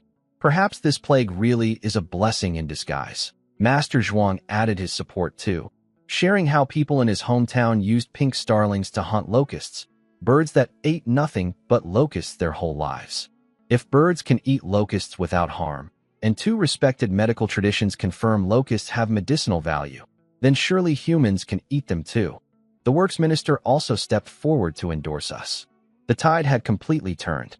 The emperor nodded thoughtfully, seeming to gradually accept the idea. I could now see the room clearly divided into two camps. Supporting me, Yao, the prince, Master Zhuang, the works minister, and Wang De. Against me, Prime Minister Lin, Personnel Minister Li Kuei, and that idiot Wei Xian. The revenue minister and the imperial censor seemed neutral. They'd only attacked me earlier because they genuinely thought I was crazy, not out of malice. The emperor scanned the room and settled his gaze on the ones who'd been screaming for my head minutes ago. And what do the rest of you think now? The imperial censor looked deeply embarrassed. He'd been following Wei Xian's lead and now couldn't figure out how to reverse course without losing face. He glanced desperately at the revenue minister sitting nearby. The revenue minister looked ready to murder him. He'd only talked about grain shipments. He'd never said a word about eating locusts one way or another. Why was everyone looking at him? The revenue minister gave the imperial censor a dirty look, then bowed. Your Majesty, I support Sir Sun's proposal. If locusts are truly edible, then this disaster becomes a blessing. Billions of locusts become food. Millions of starving people get fed. The empire turns chaos into order. The imperial censor immediately jumped ship too. I agree. If this works, Sir Sun deserves the highest credit. I glanced at the old turncoat. Minutes ago, he was calling me insane. Once those two flipped, the rest had no choice. Prime Minister Lin's face turned red as he stepped forward. Perhaps. Locusts really can be eaten. I concur. Wei Xian and Li Kuei swallowed their pride and mumbled agreement. Wang De nearly burst out laughing behind his hand. The prince and Yao were fighting back grins. The emperor stared at Wei Xian and the others with a faint smile, letting the silence stretch. Their faces got redder and redder as they replayed their own words in their heads. First screaming for my execution, now nodding along like obedient children. Shameless weather vanes, every one of them. I savored every second. This felt better than slapping their faces with my actual hands. Everyone agrees with Sir Sun? The emperor asked. Yes, your majesty, they answered in unison. Then let him present his full plan. I bowed and laid out my three-step strategy. Step 1. Suppress news of the plague. Meanwhile, spread information everywhere that locusts have medicinal value. Make it convincing, back it with evidence, spread it through folk songs and children's rhymes. After 3 days, once people accept the idea, have local governments offer grain in exchange for captured locusts. This removes the fear. This step is about reshaping beliefs. Step 2. Once the exchange program starts, announce that locusts can also be eaten. Set up public tasting stations where officials and doctors eat fried locusts first to prove it's safe. Within a few days, brave people will follow. Once they taste it and survive, everyone else will follow. Step 3. Before the swarm hatches, distribute nets and traps to every district. Teach people how to catch locusts. On the day the swarm arrives, the emperor personally conducts a grand ceremony at the altar of heaven, thanking the heavens for this blessing, and eats fried locusts in front of everyone. Nobody objected. They couldn't. They had nothing better and had already agreed locusts were edible. Wei Xian and his crowd didn't dare make a sound. I added one final point. For remote areas with few people, we should breed natural locust predators in advance. Ducks, birds, toads, and wasps, to suppress the swarm through biological control. The emperor approved everything without hesitation. His mouth curved into a rare smile. A catastrophic plague had just been transformed into a national blessing in one conversation. This plan will be implemented exactly as Sir Sun described. Governor Yao will serve as imperial commissioner to oversee execution. We obey, your majesty. Wei Xian and Lin glared daggers at me throughout. I knew exactly what they were thinking. They'd been publicly humiliated and would look for ways to sabotage the plan or strike at me from the shadows. I smiled to myself. Bring it on, old men. I've still got 2 legendary lottery draws in my backpack that I haven't used yet. Don't push me. The flattery started flowing. The revenue minister praised me as a heaven-sent genius. Others called me a living immortal who'd turned a historic disaster into fortune. The ministers kept showering me with compliments. I bowed modestly and credited everything to the emperor's wisdom. The emperor looked at me with genuine appreciation, clearly satisfied. With the locust plan settled, he dismissed everyone to go carry out the strategy under Governor Yao's supervision. Just as I was about to follow the others out, the emperor called me back. Sun Jian, stay a moment. Everyone else stopped at the door, curious. The emperor waved them away. I only need Sun Jian. The rest of you leave. The prince and the others shot me amused looks as they walked out. Traitors, all of them. The emperor smiled in a way that made my stomach drop. I have a nice little task for you. What task, your majesty? I promised Princess Changle today that I'd take her to watch fish, enjoy flowers, and boat on the lake. But this locust crisis threw everything off. I've still got mountains of paperwork. So, my blood ran cold. No. He wanted me to take his daughter on a date? What was this old man thinking? I had 3 wives at home. Tomorrow I had to report to the Tiger Guard. I needed to prepare for Wei Xian's inevitable sabotage. And he wanted me to babysit a princess? I'd like you to go in my place. Keep Changle company for half a day. I knew it. Your Majesty, I really can't. I have too many urgent matters. Wang De nearly had a seizure behind the emperor. Nobody in the empire talked to the ruler like this. The emperor's smile vanished. What matters? The locust preparations. Governor Yao and the ministers are handling that. Nothing for you to do. I want to think of additional strategies. You already gave us everything. What else is there? Tomorrow I need to report to the Tiger Guard, so I should prepare tonight. Go the day after tomorrow instead. What does tomorrow's appointment have to do with today? He demolished every single excuse I threw at him. I was completely outgunned. Arguing with this man was like fighting the ocean. Wangda was frantically making faces at me from behind the emperor, desperately signaling me to just agree. I hadn't noticed until now. Out of options, I tried one last thing. Your Majesty, is this an imperial decree? No, then. Can I say no? The emperor's expression brightened. Sure. Wait, really? Just like that? He was letting me refuse? Before I could even exhale, the emperor added casually. Of course, your new workshop and shops would have to close down. Your Majesty, I'll go. My whole body clenched. He knew about my businesses? How? No, I never force anyone. Take your time to think about it. Sweat poured down my forehead. I bowed as deep as I could. No need to think. I'm absolutely dying to accompany Princess Changle. Can't wait. Let's go right now. The emperor smirked. Remember, this was your choice. I never forced you. 1,000 curses exploded in my head. You sneaky old bastard. That wasn't force. That was blackmail. Absolutely, Your Majesty. From the bottom of my heart, I want nothing more than to spend the day with the princess. He waved Wangda over to escort me. As I walked out, I finally let myself breathe. But the relief lasted about 2 seconds before the terror set in. My workshop and shops had only been running for days. Even some of my own people didn't know the details. Yet the emperor knew everything. He'd never left the palace, but he knew exactly what I was doing in my own backyard. If he knew about the shops, he knew about Forget Your Sorrows Valley and the refined salt. He knew everything and hadn't said a word. What did that mean? What was he planning? Wangda, has the emperor been watching me this whole time? I asked. The old eunuch nearly tripped and fell. He frantically shushed me, looking around in panic to make sure nobody heard. Sir son, please watch what you say in the palace. The emperor favors you greatly, but there are eyes and ears everywhere. Words like that would get anyone else killed. Yeah, I know. He turned around with relief, thinking I'd learned my lesson. 2 seconds later, I opened my mouth again. But you still haven't answered my question about the surveillance. Wangda spun around looking like he wanted to strangle me. Sir son, please. I shrugged innocently and kept going. The emperor obviously has some kind of intelligence network monitoring officials. His understanding of my affairs is way too detailed otherwise. Wangda literally covered his ears. I continued talking to myself. You know, you're right about being careful. One day the emperor's trust could turn to suspicion. You think the prince will be the same way eventually? Trust becomes a luxury, smiling to your face while, Sir son, if you say one more word, I am not taking you to Princess Changle. Find her yourself. Okay. I'll shut up. I zipped my lips and gave him a goofy smile. He shook his head and kept walking. Everything I'd said could get me executed, but I wasn't just being reckless. Today had genuinely shaken me. If the emperor knew about my secret businesses without me telling anyone important, then he had eyes on me at all times. That feeling was deeply uncomfortable. And if he knew about my products, things that could revolutionize this era, yet said nothing and demanded nothing. What was his play? Was he letting me get rich just to seize it all later?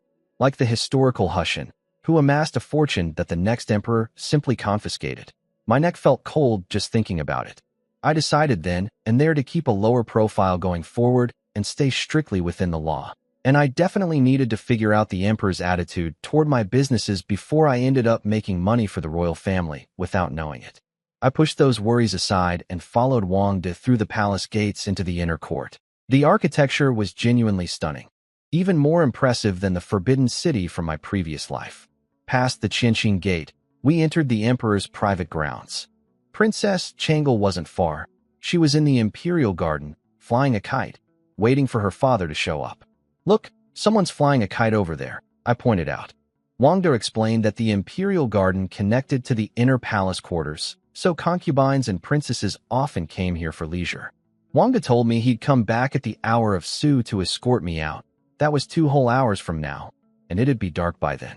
Emperor's orders. Great. I grumbled, but eventually talked myself into accepting it.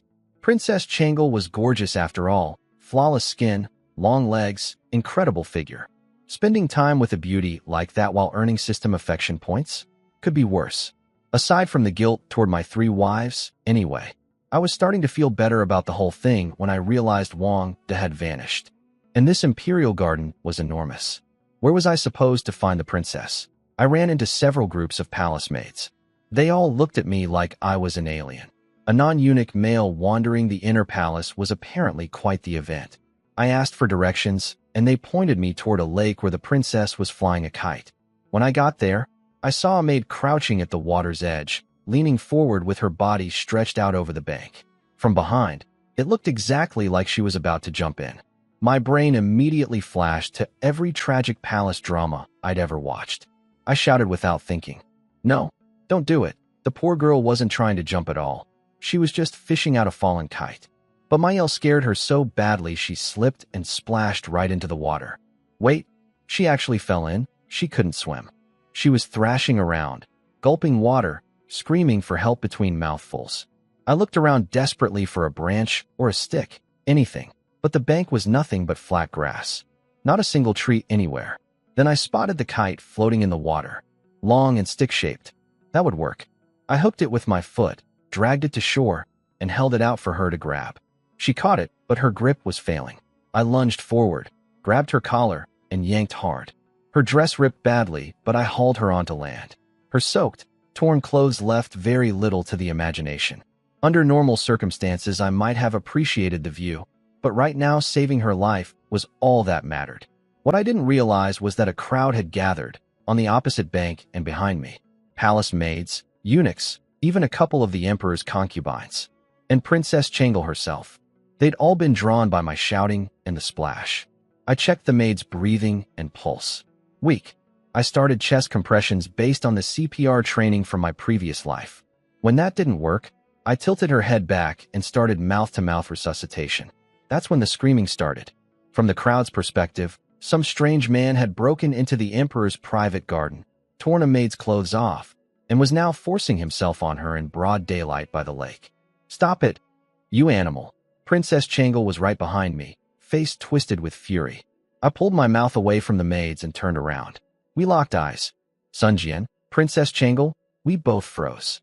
Her finger shot up, pointing at me, her face a mask of rage and disgust. She'd never imagined the famous Sun Jian was this kind of depraved pervert. I looked at her. I looked at the unconscious half-naked maid beneath me. I looked at the crowd of horrified palace women staring at me with pure hatred and revulsion. And then it all clicked. Oh no. Oh no. I looked at the scene. Unconscious maid on the grass, clothes torn, body exposed, and me standing over her with wet lips from mouth-to-mouth resuscitation. There was absolutely no way to explain this. "Princess, let me explain." But when I stood up, Changle thought I was coming for her next. She screamed and stumbled backward. "Help! Someone save me! This pervert, stay away from me!" I froze, completely speechless. Then the system decided this was the perfect moment to chime in. Ding! Princess Changle's affection. -1, -1, -1, -1, -1. Ding! Affection has dropped below 1. Current value, -6. Ding! Warning! When affection goes below -5, the bound person has developed killing intent. Please be careful. Killing intent? She wanted me dead? I wanted to jump in the river myself. Her screaming brought a swarm of maids and eunuchs running over. Even a couple of the emperor's concubines who'd been watching from across the lake came rushing to the princess's side. Who is this animal? How dare he do such things in broad daylight in the imperial garden? Changle's personal maids formed a wall in front of her, pointing at me and shouting. I stood there like an idiot, unable to form words. If I said I was performing rescue breathing, would anyone believe me? I barely believed it myself looking at the scene. Changle identified me to everyone. His name is Sun Jian. My father just made him Tiger Guard Deputy Commander. He's also the Crown Prince's reader. The whispers started immediately. Everyone knew my name, but the gap between my heroic reputation and what they'd just witnessed was enormous. He's Sun Jian? No way. Must be all lies. He's clearly a fraud, doing that to a palace maid right here. He doesn't even respect the emperor. I stood there being stared at like a zoo animal, unable to move forward or backward. A concubine named Lady E stepped forward. She was the highest-ranking person present, so it fell to her to handle this. To her credit, she was calm. "Sir Sun, why are you in the Imperial Garden today? And what exactly were you doing just now?" I bowed respectfully. "Your ladyship, I was saving that maid's life, not assaulting her. She fell into the water. I pulled her out, but she'd swallowed too much water and stopped breathing. I was performing a rescue technique. Liar. Princess Changle cut in, her face flushed red. I saw everything. You were pressing on her chest and putting your mouth on hers. Everyone saw it. You disgusting, shameless. Lady E raised her hand to silence the princess. Let him finish. I explained that the emperor himself had sent me here to accompany Princess Changle today, and Wangda had personally escorted me to the garden. Lady E nodded slightly. That part at least made sense. If I didn't have imperial permission, just being in the inner palace would be a death sentence, never mind anything else. Lady E acknowledged that my being here on imperial orders made sense, so she set that aside. Then she asked the real question. Why are the maid's clothes torn to shreds? I explained as best I could. She was underwater. I couldn't swim. There was nothing to grab onto, so I had to pull her up by her clothing. Water resistance and gravity did the rest. The dress just ripped. Fair enough. Nobody could argue with that logic. But then Princess Changle jumped back in. Fine. Explain what you were doing to her after you pulled her out. My face went hot. The chest pressing, the mouth to mouth. Yeah, that was going to be a tough sell. Your Highness, what I was doing is a legitimate rescue technique passed down through my medical training. It's called chest compression and artificial breathing.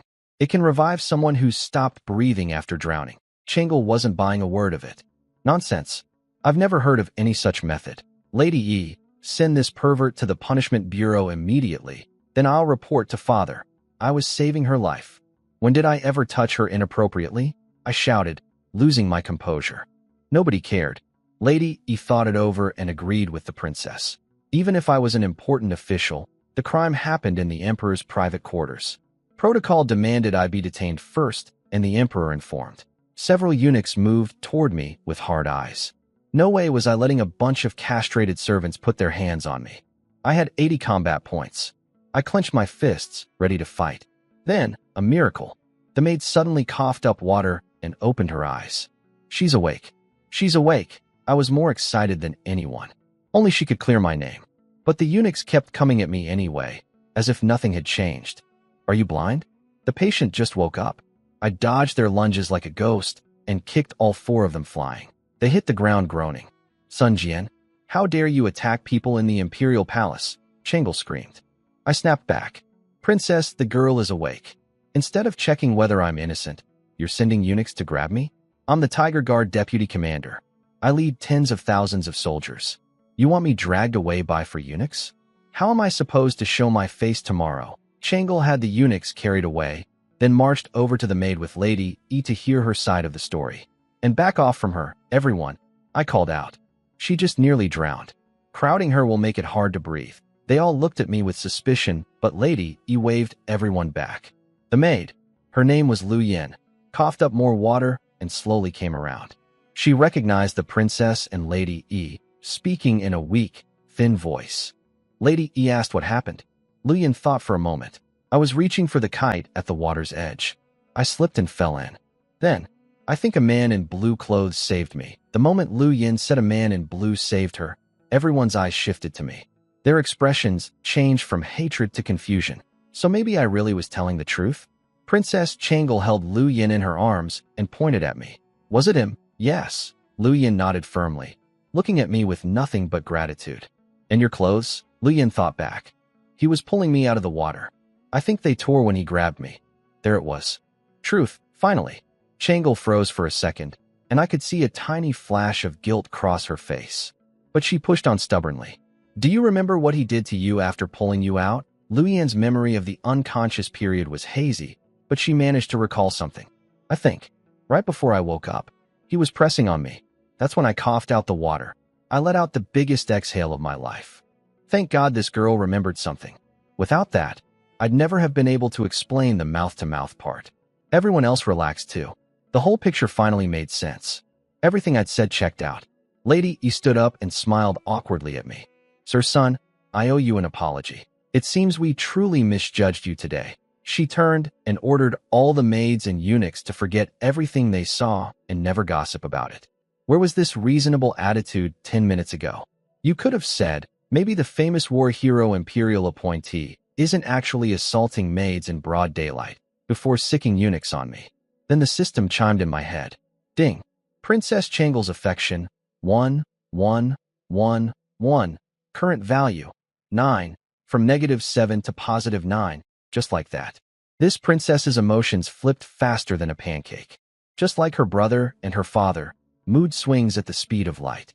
After Lady E left with her entourage, it was just me, Changle, and one remaining maid. The princess's face was red, and she wouldn't look at me. So, princess, everyone's gone. Nothing you want to say to me? Well. How was I supposed to know that was?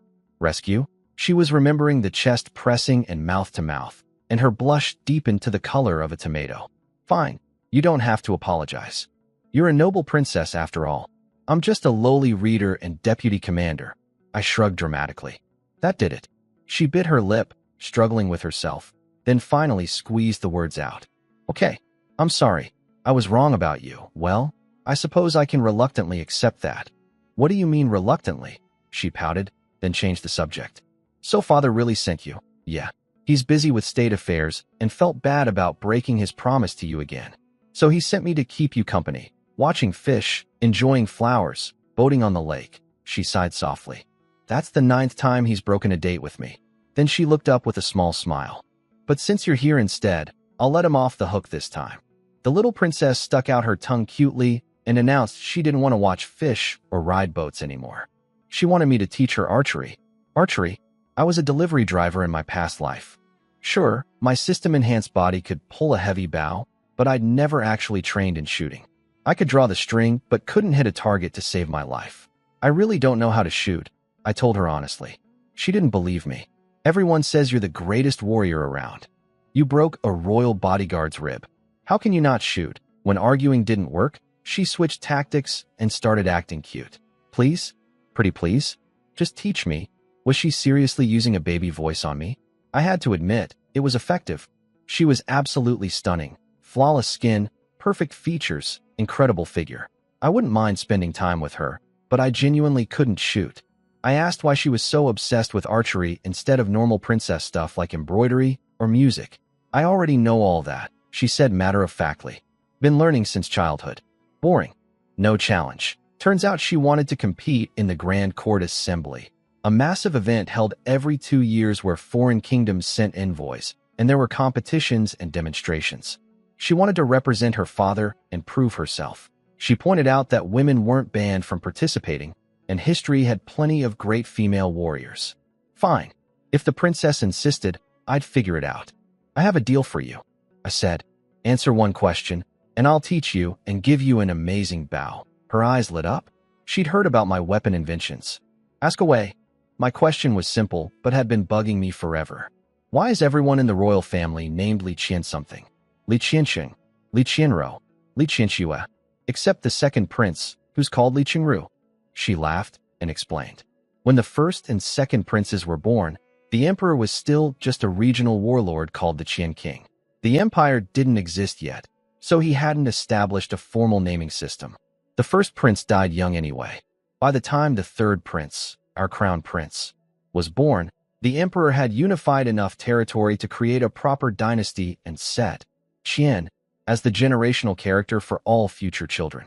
Mystery solved. It was similar to how the Ming dynasty's founding emperor had inconsistent naming for his earliest grandchildren.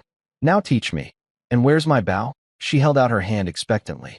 I had a semi-automatic compound bow with infrared sighting in my system backpack, plus 10 arrows. Might as well give it to the princess as a gift. Close your eyes, I said. Huh? What? I said close your eyes. When Changle closed her eyes obediently, I turned around and pulled the infrared semi-automatic compound bow from my system backpack.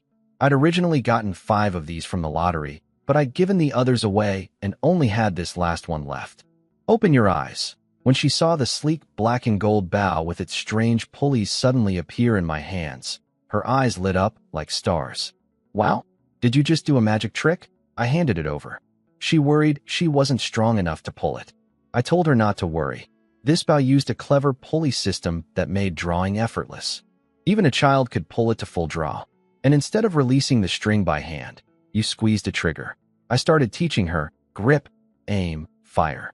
Standing behind her, I guided her hands into position, one hand on the bow frame, the other on her wrist.